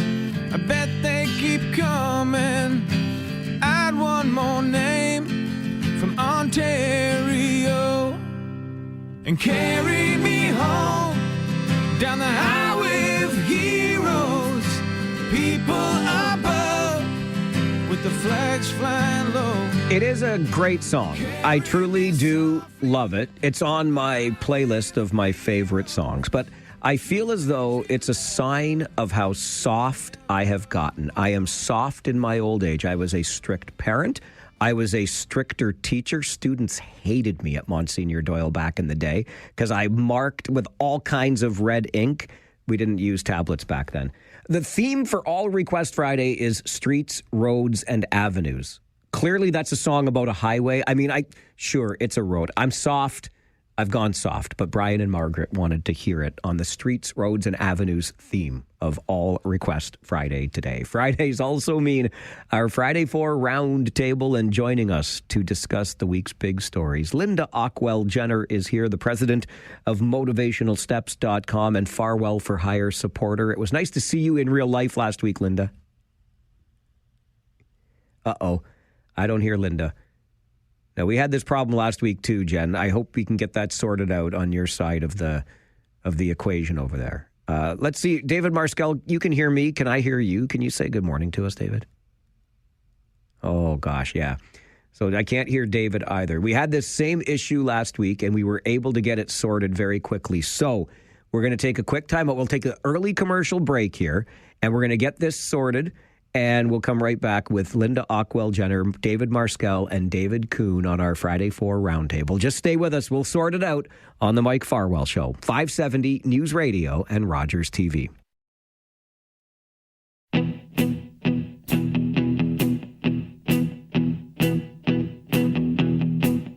When I wake up, well, I know I'm gonna be the man who wakes up next to you. When I go out, yeah, I know I'm gonna be the man who goes along with you. If I get drunk, well, I know I'm gonna be the man who gets drunk next to you. And if I heaver, yeah, I know I'm gonna be the man who's heavering to you. But I would walk 500 miles and I would walk 500 more to be the man who walked 1,000 miles to fall down at your door. When I'm working, yes, I know I'm gonna be the man who's working hard for you. And when the money comes in for the work I do, I'll pass almost every penny on to you. When I come home, oh, I know I'm gonna be the man who comes back home to you. Another sign of my increasing soft touch. 500 miles, I suppose you could travel that many miles or kilometers on a road, street, or highway. Joyce wanted to hear that one on this All Request Friday. Streets, roads, and avenues, our theme. Let's see if we can hear our Friday 4 Roundtable guests now. Linda Ockwell Jenner, good morning to you. Good morning, Mike. How are you? I'm so much better now that I hear your lovely voice. Thank you. The president of motivationalsteps.com is with us. David Marskell is here, the CEO of the museum in downtown Kitchener. Good morning, David. Just joking. You did. You caught me for a second. David just moved his mouth on the Zoom. Oh my goodness, that's you. That is you to a T, Marskell. Good morning, everybody. Good morning, David. Good morning, Linda. Hi, Mike. Hi, David. The other David is David Kuhn, who is the former board chair at KW Access Ability, where they access your abilities. David, good morning to you. Good morning, Mike. Glad you can finally hear us and happy to be here. I am and so I have glad. to say, I am also a Farwell for Hire supporter. I do have a few tickets out there, so we'll see what happens. Attaboy. That 50-50 raffle, less than an hour till our early bird draw, the last of them, $2,500 up for grab. And that jackpot is almost $129,000. We'll update it before noon, but we'll get into our first two topics now with our guests because we took that early commercial break. Linda, I'll start with you on topic number one. And it was big news in the region this week. It was a 3-hour council meeting. Lots of discussion and debate around the region's decision to assume operations at a better tent city. What do you make of the decision regional council made, Linda? Oh, gosh. I'm not sure whether anything's going to change because lots of decisions have been made and they've been overturned. So basically, the tents have been there since 2021, early 2022. And that means the site served as an encampment for 4.5 years. So I believe that someone has to provide a safe place for those people to move to, whether in a tent or whether in a shelter. Is that correct, Mike? That would be the hope. And one of the aspects that came up in the conversation at council on Wednesday was whether or not something that's been there for almost 5 years really is transitional. It almost sounds permanent. And I don't think every councillor was comfortable with that. It shouldn't be permanent because basically I feel that some of the people there have mental health issues and can't get the help or don't want the help. And there's other people who do want to be housed but haven't got a job, so haven't got a permanent address.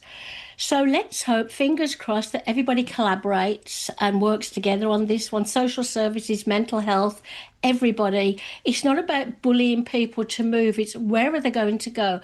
My husband, Dave, mentioned he'd read that there's a space for them out of town. The problem with that is how do they get to where they want to go? I mean, it's a difficult situation. We can't just move them on and not have any facilities for them.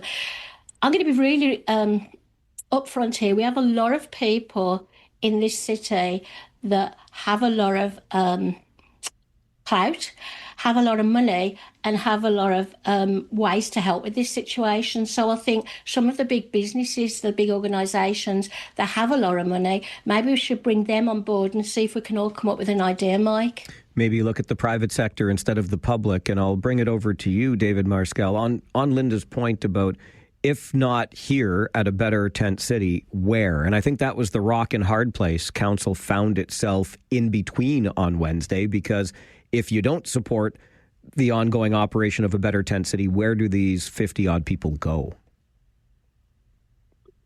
Yeah, and maybe I'm confused on we're talking about the Ron Doyle vision, yes, right? The one on our belt, yeah. Yeah. And first, that original concept was an amazing concept created by Ron Doyle, the late great Ron Doyle, and I think he would be pleased that the municipality is now stepping up.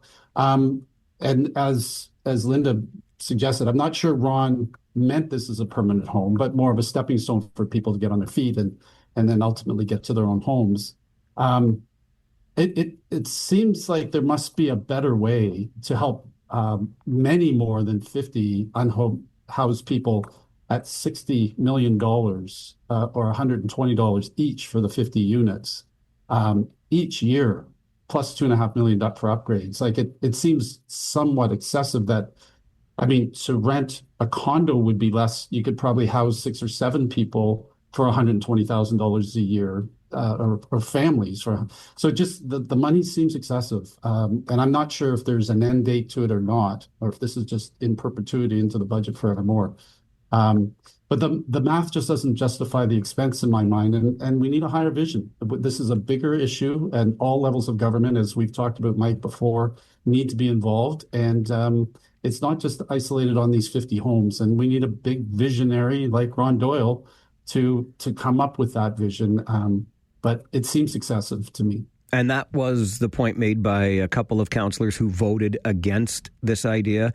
You're absolutely right. $6 to $8 million, with much of that being annual ongoing operating, around $6 million. And the math doesn't math very well. Anywhere between 120, 150,000 per unit. You could think of different uses for that. And you even look bigger picture, $65 million being spent just this year on the plan to end chronic homelessness and in the region. And that doesn't, we don't know exactly where all of those tens of millions of dollars have gone at this point. David Kuhn, what do you make of the situation? I think if taxpayers are spending, what is it, 6 million, almost 6 million, I think we need to know what success for a better tent city looks like for folks who are living there. Success isn't that it exists. Success is people moving on to permanent housing, finding work, accessing treatment, supports they need so that they no longer need to be at a better tent city. I think keeping people safe is important, but we need to look at stability and independence long term. And I'm also concerned that this is becoming an ongoing operating expense. So what are we giving up in future budgets to pay for it? And, I'm gonna rant a bit for a moment. I really have a hard time when politicians say they're struggling or backed into a corner on whether they should or should not support something. If you believe it's the right decision, then own it.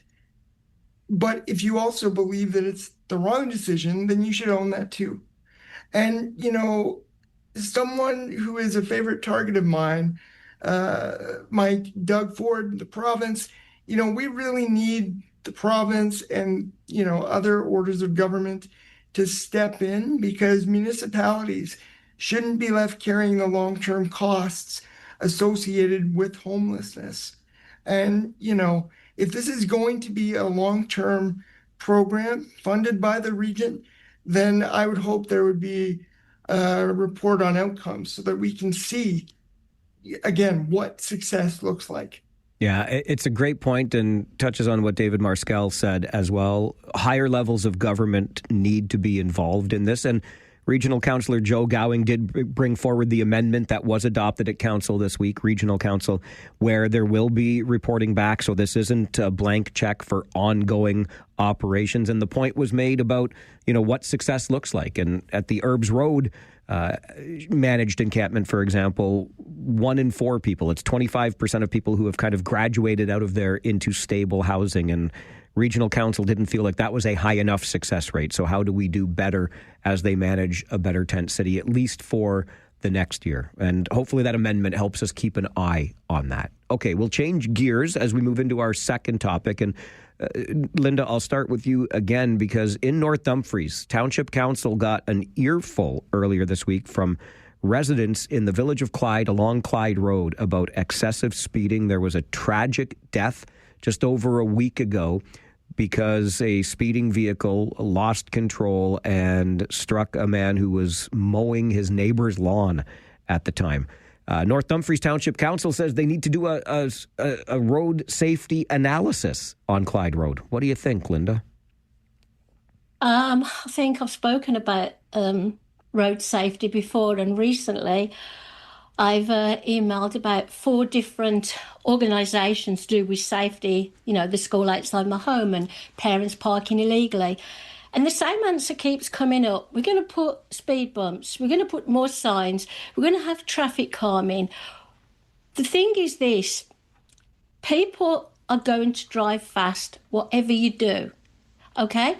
And then when we had the red light, if you go over on a red light or speeding, things like that, a lot of money was made, but it didn't change people's actions. I don't know the answer to this because I've had 4 people from from the schools and from the city, whatever, tell me that this is an ongoing situation. So it's not just this where, somebody, gets badly hurt by a speeding driver. It's everywhere, Mike. And I came up with some great ideas, as you know I do, just for illegal parking and, reversing and hitting kids.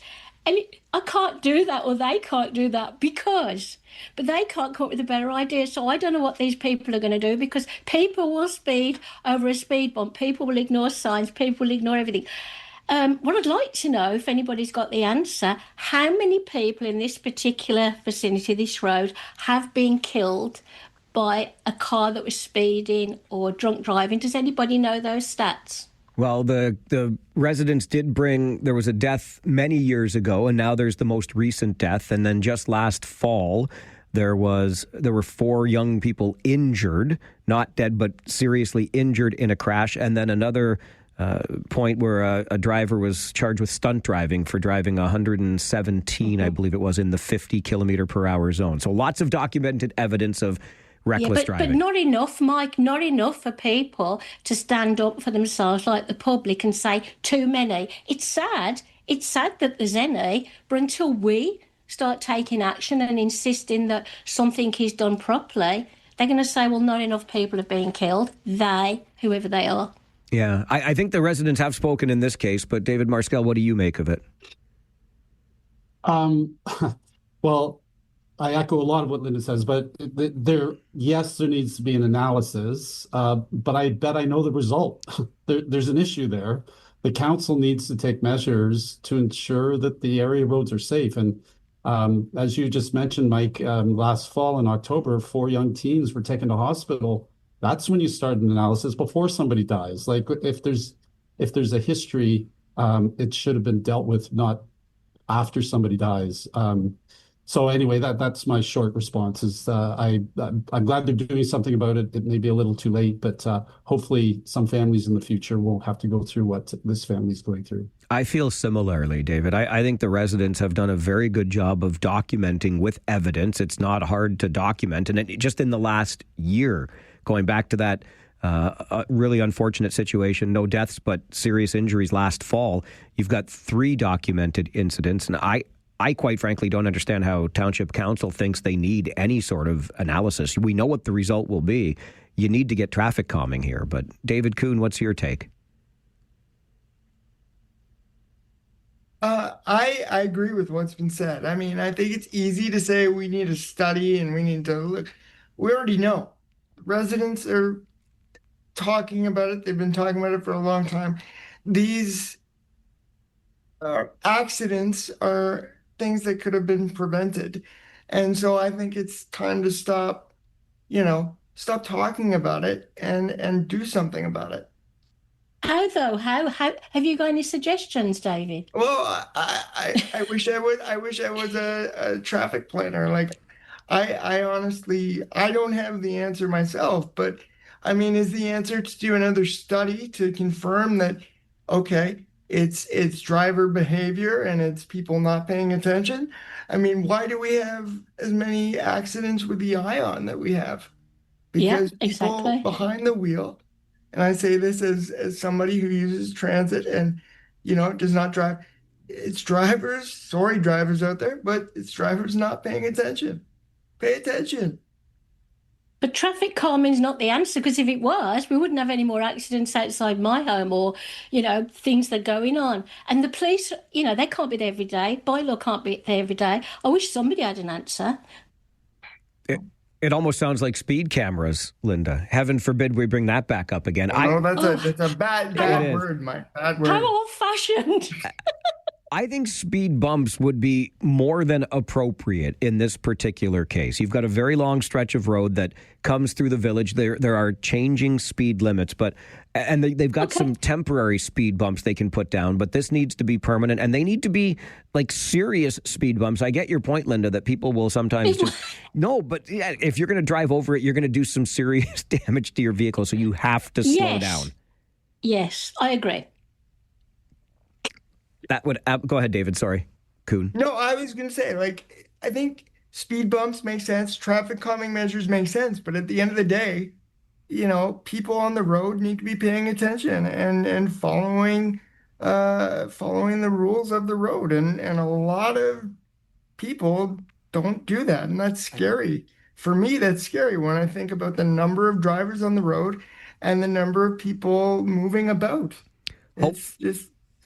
Hopefully, North Dumfries Council can remind people of the importance of paying attention by adding some measures to that road that draw our attention to speed limit signs, to slowing down, etc. But another road safety analysis, when residents have told you what the problem is, makes no sense to me. No sense. David Marskell, David Kuhn, and Linda Ockwell-Jenner are with us on the Friday 4 Roundtable this morning. We're going to get you an update from the 570 News Center, and then we'll talk about, I know it's summer, but snow clearing in Elmira, where you're not going to get your sidewalk done anymore, and the recent rash of police deaths and shootings in Canada. Is it a time in our history where police have targets on their backs? We'll talk about it with our Friday 4 guests as the Mike Farwell Show continues. 570 News Radio and Rogers TV.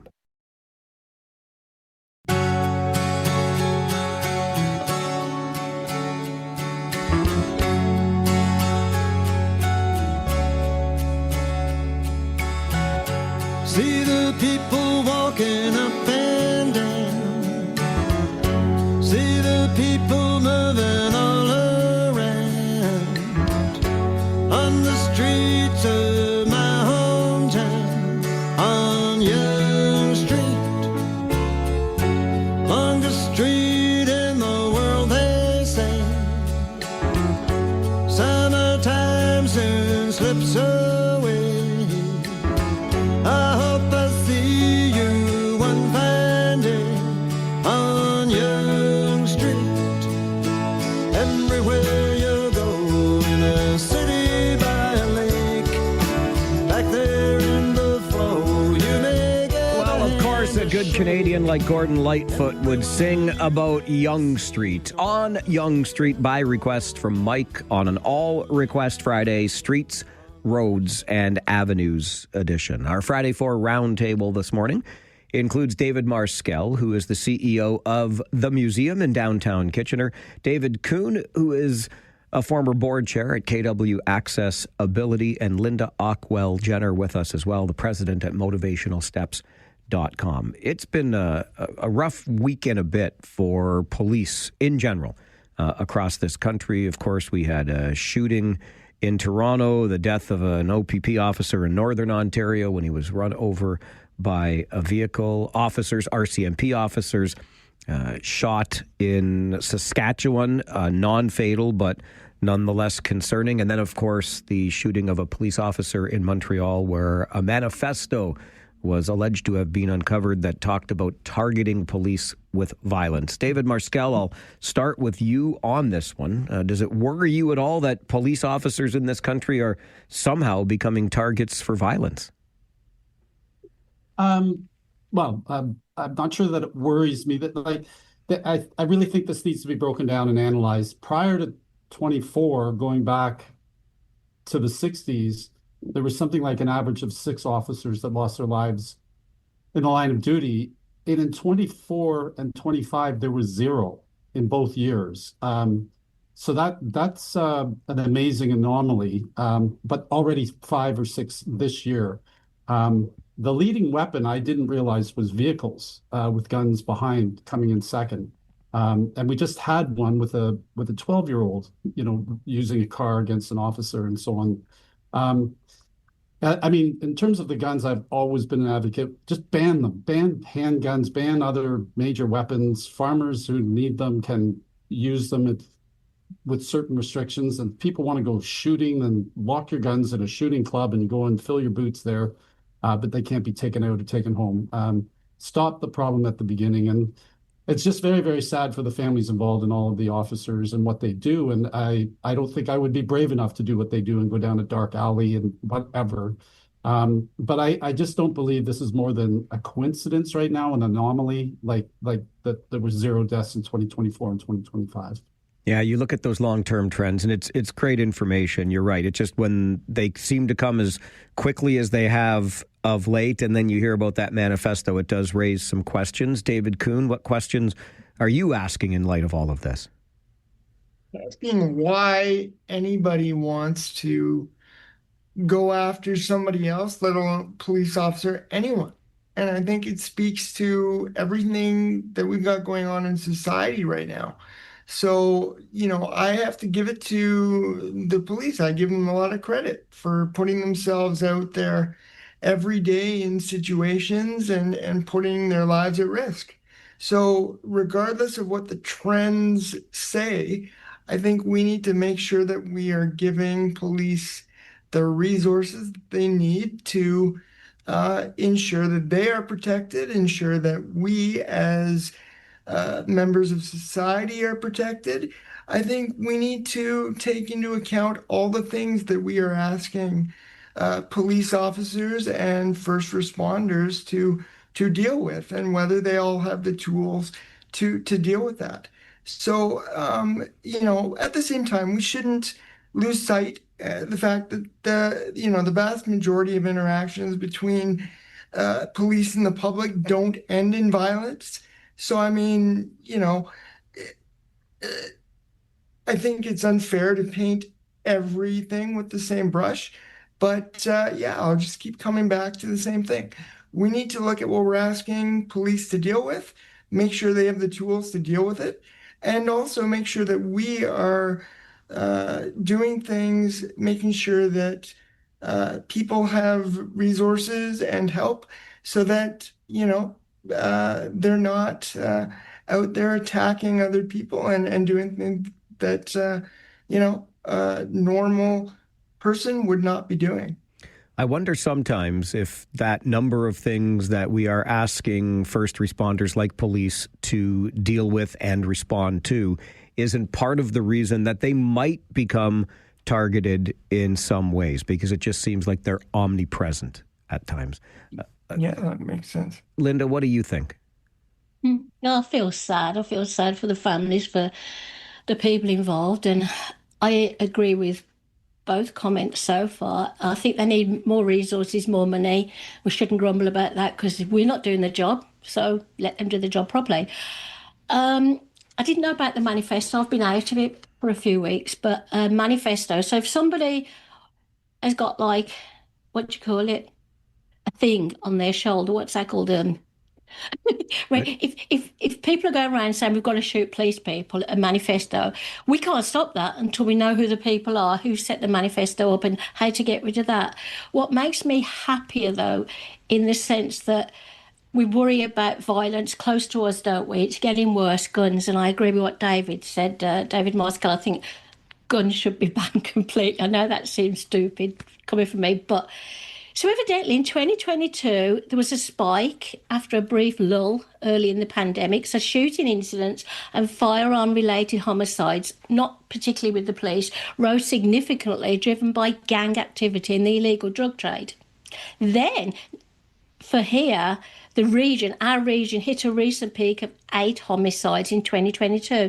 But it says national standing, according to Stats Canada, Kitchener, Cambridge, Waterloo are consistently ranked among the lowest for homicide rates of any major centre across the country. So we're relatively safe. I hope our police people are safe everywhere in Canada, everywhere in the world. But we've got to get to whoever set up this manifesto to target police. We've got to get people in there to find out what's going on so they can stop it before it gets worse, like David said about the guns. And the other David, also made some good points. I just feel very sad. I feel very, very sad if anybody gets killed anyway, let alone, people who are doing a fantastic job for us and leave families behind.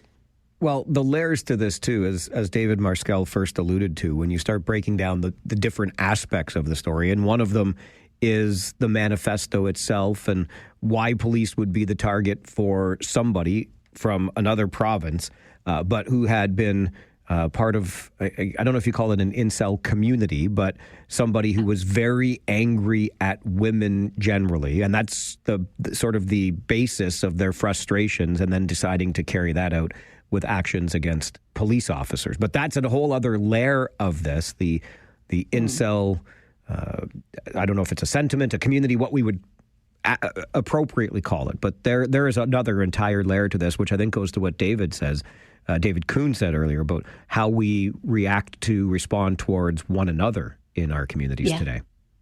Yeah. It's sad. Linda Ockwell-Jenner, David Marskell, and David Kuhn are with us on our Friday 4 Roundtable this morning, as we have just entered the first week of summer. Yes, it is summer, despite how rotten the weather has been. Woolwich Township is looking ahead to the next winter, and a service that has been available to residents of Elmira for 20 years will no longer be available for the winter ahead. We'll talk about that coming up on the Friday 4 Roundtable. This is the Mike Farwell Show on 570 News Radio and Rogers TV.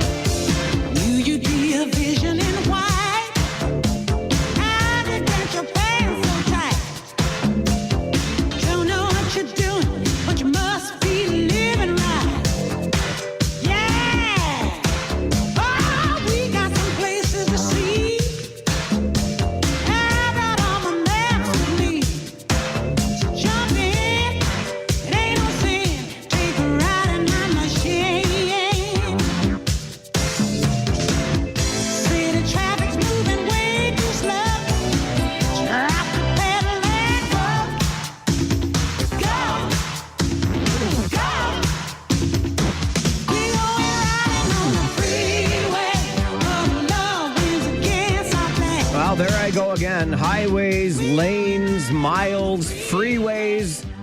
It's your All Request Friday.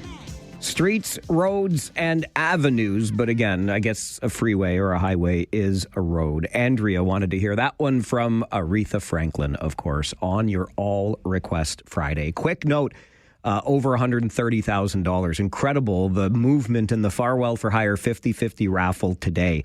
So that means your take-home prize, more than $65,000. We're giving away $2,500 in cash in just over 10 minutes. So you still have time to get in on that final early bird draw. CF5050.ca is the place to get your tickets. Packages start at as little as $10. Our Friday 4 Roundtable with us this morning, David Kuhn, Linda Ockwell-Jenner, and David Marskell. Final issue to talk about, and I almost hate to do it because summer just started, but I think this has implications that reach further than just the township of Woolwich. Council there decided this week, upon a staff recommendation, David Kuhn, to end the sidewalk snow clearing program in the town of Elmira. Do you think council made the right call here? Well, I think you already know where I'm going to go with this, Mike. But one thing I will say is I don't like that collectively we decide to discuss this stuff in June, July. I think it would be better to discuss it closer to winter when it's more on people's minds. But that being said, this is where we are.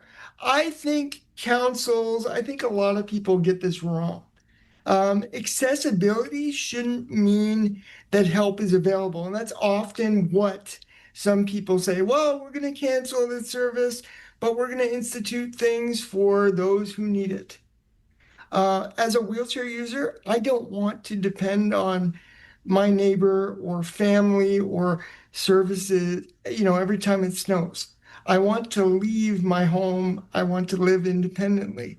And it's not just the people like myself with physical disabilities, it's seniors, parents with strollers, transit users, kids going to school, anyone who walks. Sidewalks are transportation infrastructure. We clear roads because people need to get around. And I think sidewalks deserve the same priority. And I'll say this, I believe winter maintenance is a core municipal responsibility. It's one service that people should pay for from their property taxes. And I think that municipalities, as I alluded to earlier on one of the other topics, they're being asked to cover services they're not actually responsible for. So maybe we should alleviate some of those considerations. Hello, province, and ensure that municipalities have more flexibility to deal with the things that are actually within their purview. Yeah, dear provincial government, please re-upload that which you have downloaded onto municipalities in recent years. David Marskel, what do you think? If I understand this particular isolated issue, and I don't disagree with David, the broader conversation, but is this not a result of a bad hire in terms of the contract? And they only had one contractor bid. I mean, if a municipality only has one contractor bid, maybe you pull that application altogether, and if the collective minds of the council believe that snow clearing should happen, and I agree with David, then do it themselves. If you don't have a contractor that's working and everybody's complaining, and they had 400 complaints, then take care of it yourselves. But for them just to pull it right now, I don't disagree with the mayor. I mean, it's not working with that contractor, so pull it. Cancel it in the summer. I disagree with David. Do it now. And I don't disagree with David, but I just would do it now and reevaluate the issue and be ready for hopefully late in December or something, whenever the first snow comes. See, I think the first snow came in November last year. Don't get me started. But I think you're onto something here, though, David, when you talk about that one contractor, because what I'm reading between the lines here, and I'm sure you're as well aware as anybody, contractors who even do parking lots and whatnot, businesses, they're reluctant. Like the insurance they have to carry now to, maintain the acceptable standard or the expectation is so high, and they're being asked to use less salt, et cetera, et cetera. I don't know that contractors even want to be in this business anymore. And I think that's something we have to think about here. But that was also an issue with the region this past winter as well. I believe they got a new contractor who was not able to follow through. So then they had to go back to a previous contractor. So again, if we're having this conversation about the municipalities having issues with contractors, lower tier and upper tier, then what are we doing? So I agree. Then maybe there does need to be more requests for other proposals from other contractors. And just to be clear, what's being talked about now for Elmira is not going to take effect until next year. So they're still going to have one more winter of the service as it is right now. This is for next year. Linda, what do you make of this? Very quickly, first I'm going to say is I think a lot of this could be to do with residents complaining because their gardens or sidewalks or something have been damaged by the snow removal. I read something like that. The other thing is I'm very much against people who we pay our taxes to cutting the cost of what they're going to do for us, and then we get less for more money. Our taxes keep going up. So basically, I think even our sidewalk should be done by the people who should do it in our area, Kitchener. I just think that it's a safety thing, but I know what you guys are saying. They've got to be insured so well, so if they clear the paths and they hit a garden or somebody's property badly somehow, then they're going to be having the insurance to pay for it. But the same thing applies to us. If we don't do a good job on our sidewalks, then we can get done for it. And a lot of people today are not doing the sidewalks, and by law are being paid to go out and do it, and they're not doing it. So for me, it's all coming into the thing: who is responsible, who should do it, why should we pay more? You know, when you do your self-checkout shopping, they're not giving us a break on the shopping, but we pay more for our food. So I'm not into this do-it-yourself. I think if we pay good taxes, the people who are getting the taxes should do it safely, get the insurance, stop moaning. We live in Canada. That's my point of view. The good Lord willing, the upcoming winter will not be as bad as the previous two. My fingers are already crossed. Linda Ockwell-Jenner, president of motivationalsteps.com. David Kuhn, former board chair at KW Access Ability. And David Marskell, CEO at the Museum in downtown Kitchener. I'll leave you all a little bit of extra time to get your early bird tickets for the Farwell for Hire 50/50. And I thank you each for joining us on the show today. Thank you. Bye. Enjoy the weekend ahead. Our Friday 4 Roundtable goes 11 until noon every Friday here on the show as we discuss the week's big stories with guests from around the community. And yes, I wanted our guests to have one more opportunity as time winds down. Just over 4 minutes left, but that jackpot has been humming. We're up almost $15,000 from yesterday morning, and we're going to give away $2,500. The man who is bringing the money is right outside the studio right now. The jackpot sits at $130,000, $130,305 to be exact. Your take-home prize worth more than $65,000. You could win the early bird in 4 minutes, and your numbers stay in for that big jackpot to be awarded next Tuesday. So why not take your shot? CF5050.ca. TLC Pet Food putting up that $2,500 early bird prize, and the president and founder of TLC Pet Food will join us right after the news update from the 570 News Center. He has been integral to our search for a cure for cystic fibrosis for many years. You can help us out too. CF5050.ca for your raffle tickets. This is the Mike Farwell Show, 570 News Radio and Rogers TV.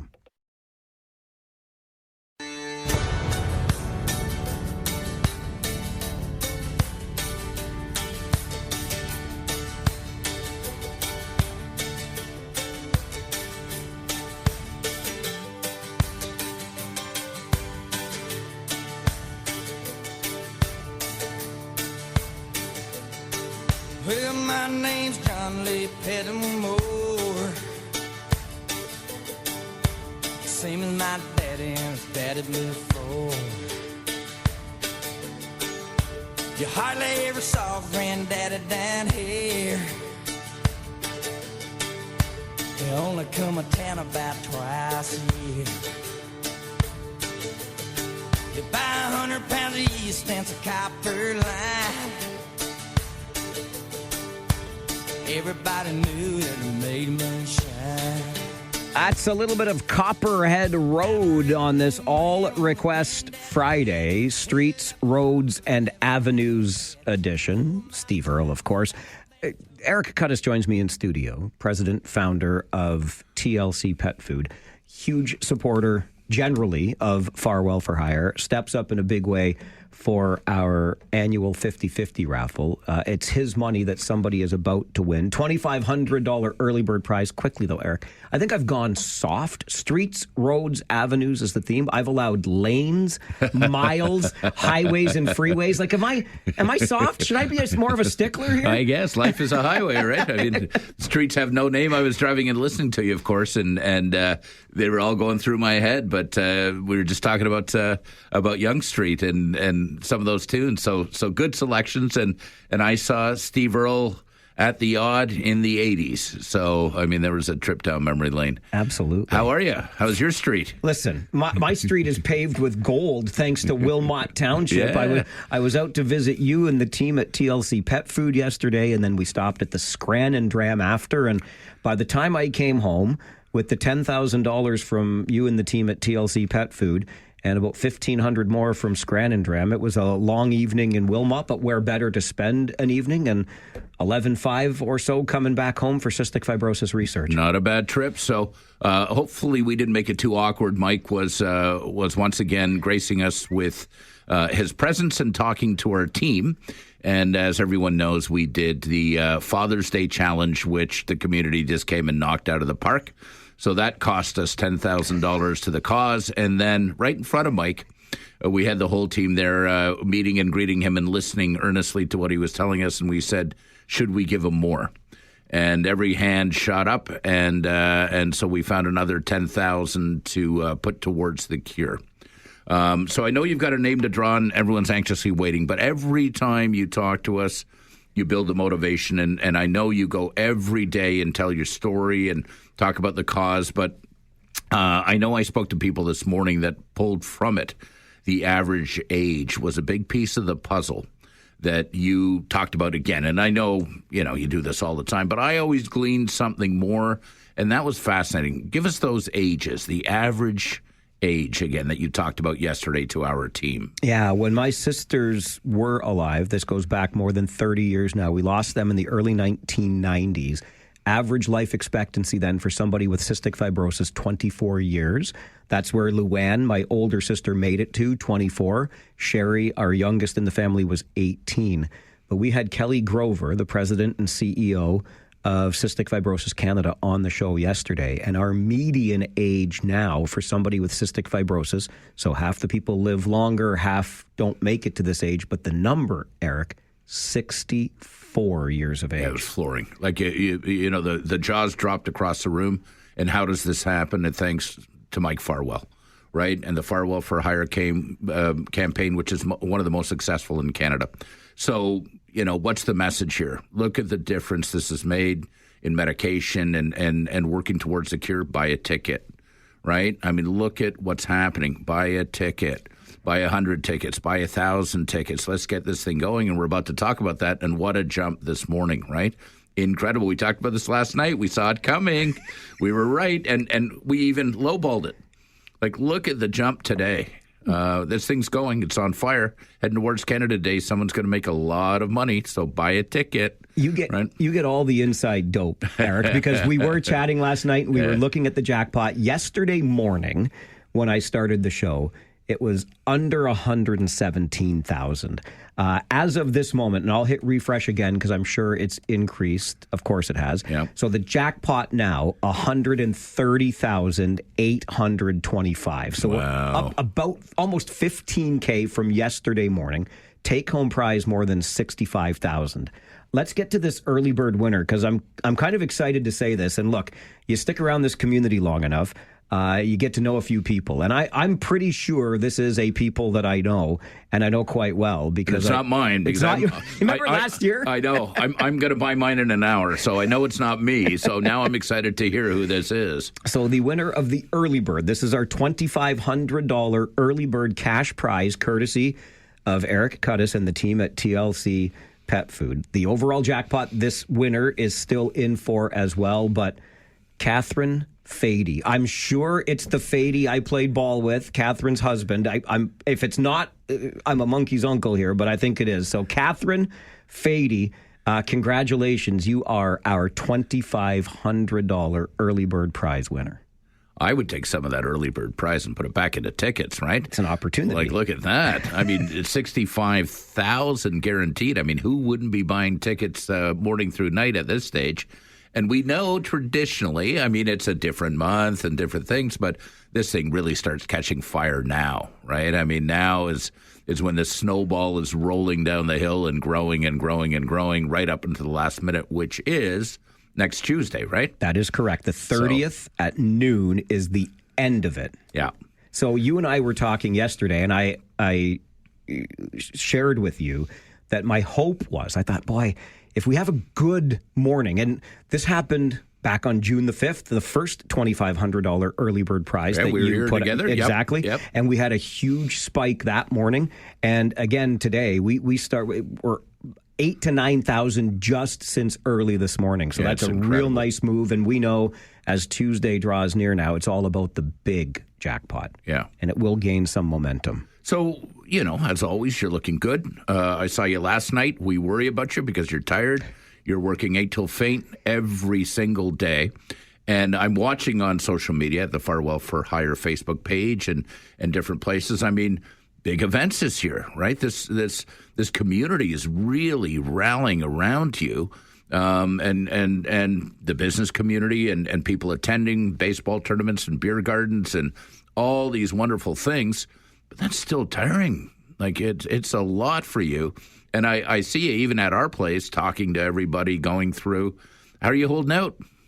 You know what? It's a labor of love. Right. It does get a little bit tiring, but the reason behind it means so much to Jen and I personally to be doing this. And we're still so connected to the CF community. Yeah. So we know the families who are being helped here.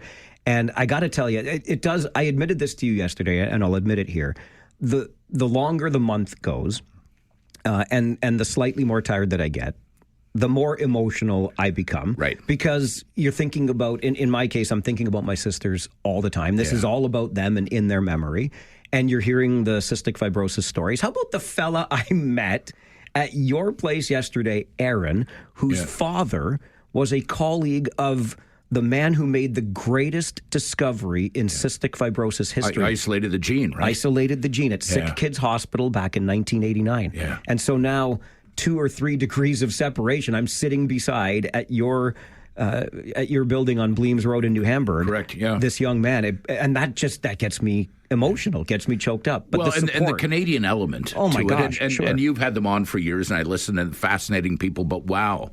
I mean, that's incredible how important Canada has been on the walk towards the cure, right? And then take it down one level to Farwell for Hire, which is nationally and internationally recognized for the success that you have brought to it through your unique methodology, which, again, we talked about yesterday, how it started with a shovel in your hand and has grown to, masses of people coming out to see you at these other events, which is great. Because ultimately, I mean, there's only so much one man can do, and you're still doing it. You're still the driving force. You're still everything behind it. But now the results are so much bigger. Like when you told the team how much your first campaigns brought in to now to $1.6 million towards the cure for CF. I mean, do you know how honored your sisters would be and how incredible it is? And I've seen your family around you and how proud they are, and Jen's family and everybody. I mean, that's a lot of money, and it's working, right? I mean, we're seeing concrete steps. This is not airy-fairy. This is within reach, right? And $1.6 million from you running around with a shovel? I mean, so when I look at now the way the campaign is and the few more events. Yes, you were still washing windows, and I'm still screaming at you over text like, "What are you doing?" But I mean, and that's the backbone. That's the origin story of Farwell for Hire. But look how it's grown. Like, no one knows what the final numbers will be, but they're going to be big, right? I mean, you and someone else out there is going to have $65,000 plus, which is incredible. So again, I mean, we as a team applauded you and congratulated you, as should this community, and should everyone out there that's been touched by CF. And that's why we did this year the Father's Day Challenge, because I've met fathers, parents, siblings, your own, who have been touched by this and have to bravely fight through it. And can you imagine getting that news? But that news compared to where we are today, with the median age going up almost 3 times, thanks to the efforts of Farwell for Hire. And what do we got left? We're on the home stretch. So just buy tickets, people. It is the easy way to do it. Yeah. And you did get to meet my parents that night at the celebration of the $1 million a few years ago. You got it. We're Yep. going to have another CF parent on the show Monday morning just to help you understand what this is like today and what it means to this local family. So that's coming up on Monday. And as Eric says, tickets. It's the easy way to do it. It's easier on me. I am going to do a little bit of manual labor this afternoon, but it's all worth it. Right. But the tickets, cf5050.ca, cf5050.ca. Last night at TLC Pet Food, I got to hear again. I always chuckle. You thought I was a fraud early on, eh? Is that right? You were doing your due diligence before you made a donation to this guy. That is not. I thought it was perhaps a gimmick, not a fraud. But I'm like, I cannot believe the voice of the region, the voice of Memorial Cup winning Rangers, is running around moving people's bushes and washing windows and doing it. So that's why I called up. I got to hire this guy, and you and I got to spend some time, whatever that 5, 6, 7 years ago, whatever it was, and you're like, no. And I'm like, you're crazy, Farwell. But now, right? I mean, now it's a little more of a mix, which it has to be. I mean, when you're at this phase of the campaign where you're making hundreds of thousands instead of tens of thousands, and that's the goal, right? The goal is to make this successful, not for you. It's got nothing to do with you. It's for the cause, right? So I did, yeah. I mean, I'm like, come on, you are really washing this woman's windows, for $20 or whatever it was. I mean, and you were, and you continue to. So congratulations. I mean, it is one of the most successful fundraising stories I've heard, and it is money, into there's not a great, people taking it and all this stuff. It goes to the cause, it goes to the cure, and it's incredible. Thanks for bringing that up, actually, because we have precisely zero overhead. To this day, there's not one nickel that gets donated that goes anywhere other than into the fund for research. It's that simple. We've gone out of pocket, and not by a lot, by any stretch of the imagination. But if anything comes up that, we need to print this or get that ready. Well, you're driving around hundreds in gas and all these things. And I mean, yes, of course it's out of pocket, but there is no overhead, you're saying. Zero. Exactly. Right. Exactly. From our end of it, for sure. I think I gave Jen a water once. Right, so. You didn't bill us for it either. You mentioned you thought I was crazy. Did anybody think you were crazy when you started the idea for TLC Pet Food? Because Absolutely. I mean, it really seems brilliant now. I mean, everyone's online. Everyone's getting everything delivered. But put yourself in 1994. And I went to a direct sellers conference in Toronto. And I said, I'm going to do pet food. And they laughed me out of the room. And they said, you can't ship anything that heavy. So then I went to Federal Express and UP, and they're like, we don't do residential delivery, especially if nothing that heavy. And now look at it today, right? I mean, it's all come full circle. First pet food to sell online. First pet food we think that we have been able to find that had sustainable packaging and the quality of food that we were putting out in the 90s. The industry was very different, right? It was garbage for the big boys, and we were able to move that. And no, it's been great. And you saw yesterday, the whole TLC team is behind you. They're behind a lot of the things we do in the community, and that's so important to Sandra and I, and the whole TLC team. But that's why, we fell in love with you so many years ago and looked at this campaign, and I'm like, this isn't a gimmick. This is a real guy, with a shovel and a Malul Blamey pickup truck at the time, going around and doing all those great things. So, I mean, we're happy. That's why the team works. I mean, obviously, there's a lot of mortgages to be paid and people on the team, but it is to give back. And yours is arguably one of our bigger ones. I mean, we just did some things with the hospice of Waterloo region recently and that kind of thing. But we have definitely fallen in love with Farwell for Hire because of how true it is and not gimmicky and money right to the cause. It's encouraging to see these steps, right? I mean, I come to your events and I meet the people and by the grace of God, Sandra and I have not been touched in our family by CF, but so many have. And I get calls all the time after, being on with you or some of the things we do in the media. We put you on the back page of the Wilmot Tavistock Gazette, and I can't believe things didn't blow up from that. But and how many people are touched by it and how grateful they are to have you in the community. And you made the right call. We debated it. You're like, no, the Rangers are going all the way. Had to move the campaign to June this year. Yeah. So we're like, well, will they or won't they? But you called it right on. So we should have laid lottery tickets that day. We should have. You had it. So I want you to check out tlcpetfood.com to learn more about the TLC pet food story. Delivered fresh, delivered free. It's a great model. Makes things really easy for you and your pet, not just dogs. Cats, too, and it's all coming out of the nice new building that I got to visit yesterday on Bleems Road in New Hamburg. And congratulations again to Catherine Fady. I'm sure it's the right Fadies. Your hubby. Where is she? Great left fielder. And you could always count on him for a double at the plate. You really could when we were playing ball together. I love it. Congratulations. And Eric, to you and the team, we cannot thank you enough. The feeling is mutual of loving for what you do and how you do it, the entire team. You've been so great to us. Well, I'm walking out the door starting to buy tickets, so watch this total roll because I didn't want to win again the early bird, pay myself. But, hey, love you, and we'll, once again, we see you next year. We'll see how the Rangers are doing, whether this is May or June. But grateful for you and grateful to Rogers for backing us up. Let me pop on air now and then and push this thing. Good luck. I smell a big win here on the 50-50, so buy tickets. Did you just commit me to a 14th campaign next year? Did I hear that right? Yeah, I guess I should. Your agenda is probably somewhere slamming her fist on the table, but let's see. Okay. For years now, you're like, should I? And we're like, yeah, come on, Farwell. We know you're going. So buy those tickets, cf5050.ca. Jackpot now just a shade under 131,000, 65.5.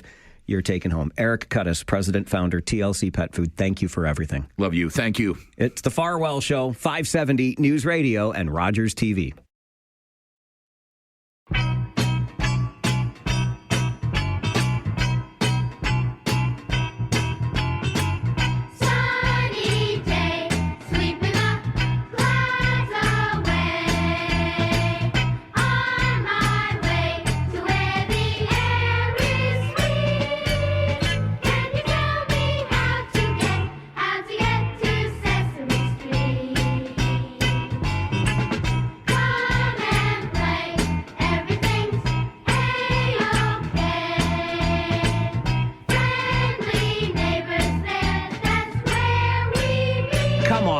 Can you not like this one?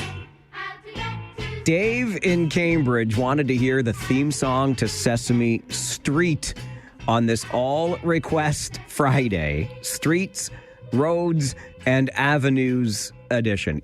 Dave understood the assignment. You also have understood the assignment of buying tickets in the Farwell for Hire 50-50 raffle. Our jackpot, more than $131,000. Your take-home prize, more than $65,000. You can get tickets anytime at cf5050.ca.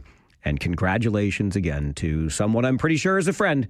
Catherine, you can send a message. Catherine Fady, our early bird prize winner. Last early bird prize of $2,500 goes to Catherine. And our former left fielder with the porch crawlers, our buddy Fady. Way to go. Open lines for you. It is a Friday. Free Phones Friday begins on the Mike Farwell Show, 570 News Radio and Rogers TV.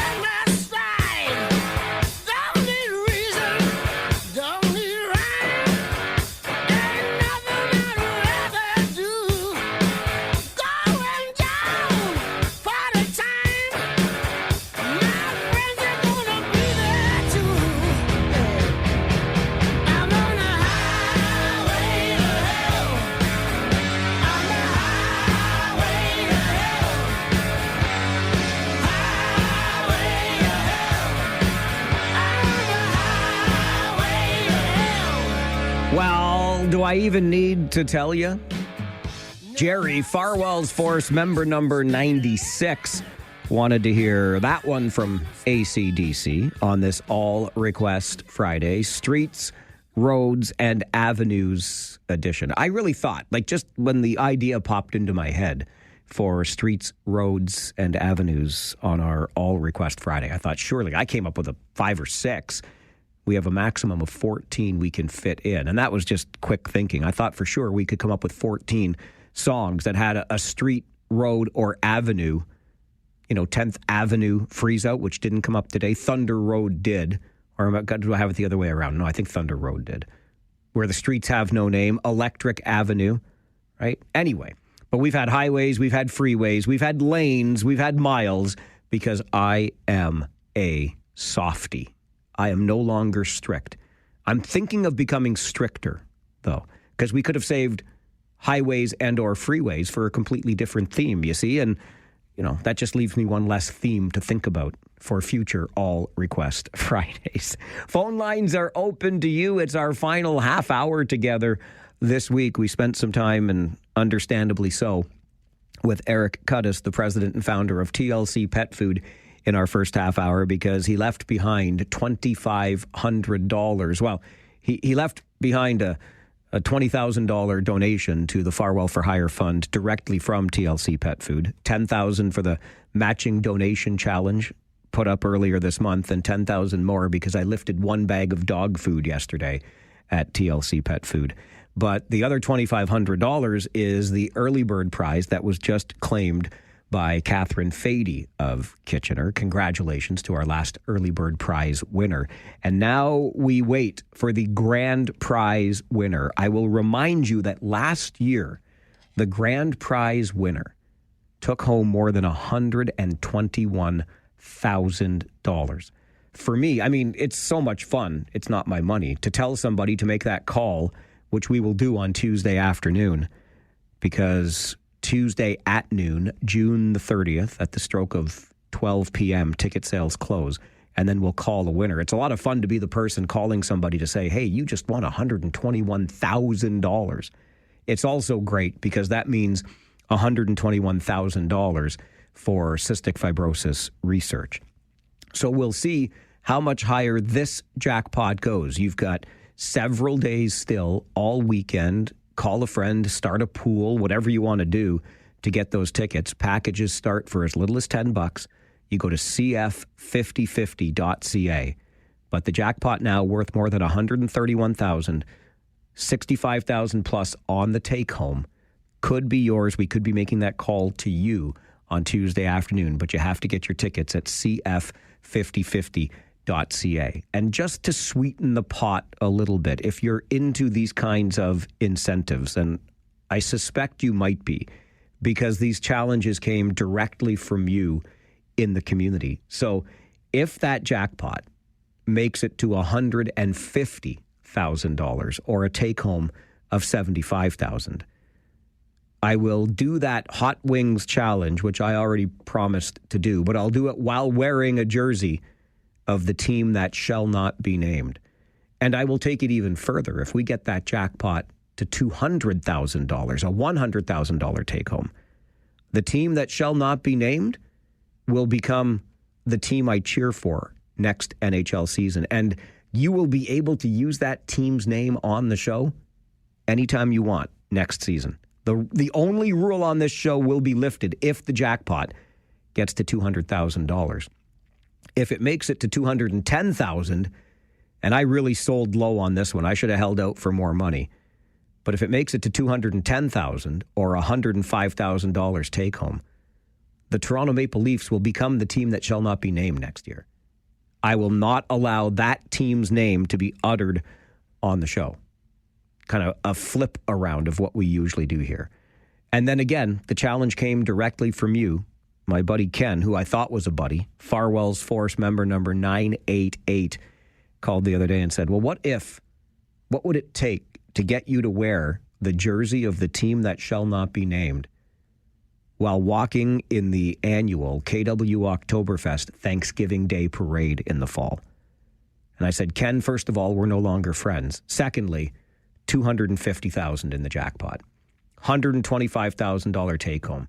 Somebody wins a lot of money, cystic fibrosis research gets a lot of money, and I will be the village idiot walking that 5-kilometer parade route while wearing the jersey of the team that shall not be named.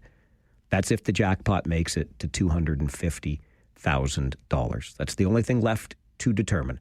How high will the jackpot go? How much will somebody win?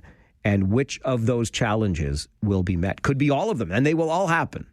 They will all happen along the way as we watch the progress of this jackpot. The grand prize draw to be made on Tuesday afternoon, June the 30th at the noon hour. So get your tickets and get them now at cf5050.ca. Let's go to the phones here on Free Phones Friday. Jake, good afternoon.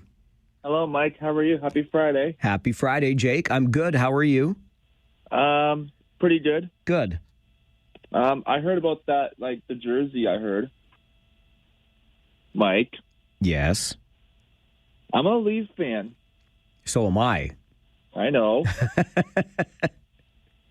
I'm just at David's this week. We hang out with the boys. And what do you think of... We're going down to the Cruising on King tonight. Oh, it's a great event in downtown Kitchener. Love it. Hey, boys, say hi to Mike. Hey. That's Cody and David. Hey, boys. I'm glad you guys are all hanging out together today. And the weather's going to clear up for tonight, so you're going to have a good time down at Cruising on King. Thank you. You have a good day, Mike. Thanks, guys. You too. Always good to hear from you. And yes, I am a Leafs fan. And there will be no more of that next season if the Farwell for Hire 50-50 jackpot reaches $200,000. Jerry is with us on Free Phones Friday. Good afternoon, Jerry. Good afternoon, Mike. Have you been into the wobbly pops already? Like, what do you think?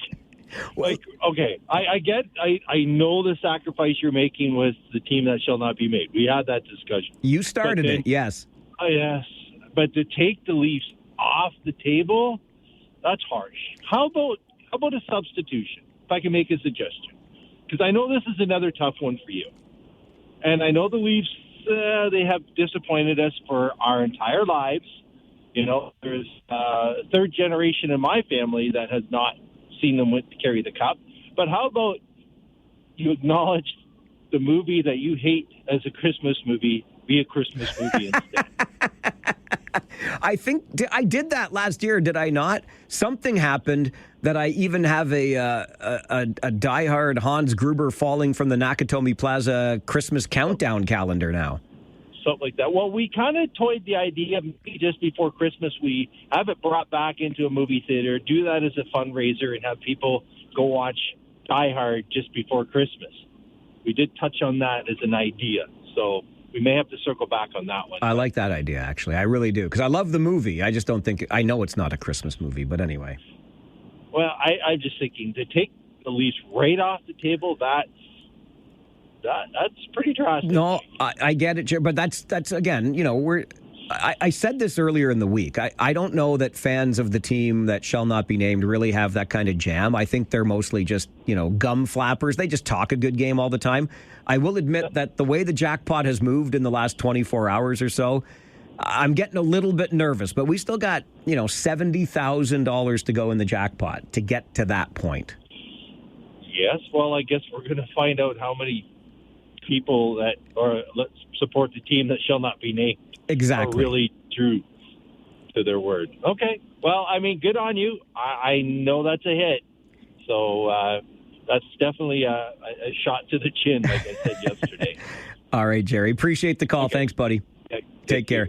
Jerry's one of the guys that got it started on Monday night when I was at the golf tournament for KW Accessibility, who also made a donation to Farwell for Hire because I was there as their MC, and they thought they'd reciprocate my services for a contribution to my charity. And Jerry was at the event, as he always is. He's a big supporter, and was the first one to raise the idea of, hey, you did stuff related to that team that shall not be named last year. Why aren't you doing it this year?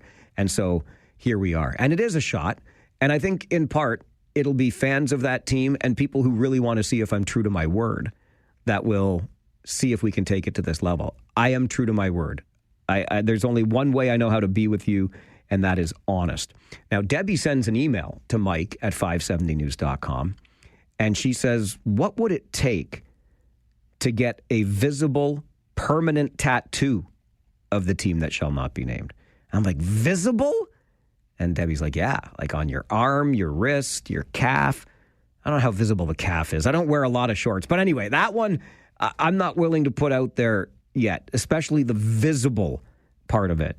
I mean, if it was not visible and then you never knew it was there, I don't know. And Brad's email to Mike at 570news.com says, as a fellow lifetime Leafs fan, I want to thank you for what you're doing. Not only for the cause, but as you probably know, you will get enough money for your cause that you'll have to cheer for that team from Quebec. So being a longtime Leafs fan, you know it seems the hockey gods are always against us as Leafs fans. Well, you should realize that by switching for the season, one of two things is going to happen. Either the team that shall not be named is going to win the cup with you on their bench, or the Leafs are going to do extremely well because you cannot cheer for them. I personally would never have taken such a chance, but I hope for the latter of the Leafs doing well. Good luck, my friend. Brad, I appreciate the email and the support. Could you imagine if the Leafs are the good team next year and I'm not cheering for them? Oh, the things me and my big mouth get into.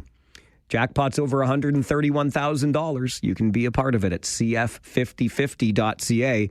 And we continue Free Phones Friday on the Mike Farwell Show. Phone lines open to hear from you on 570 News Radio and Rogers TV.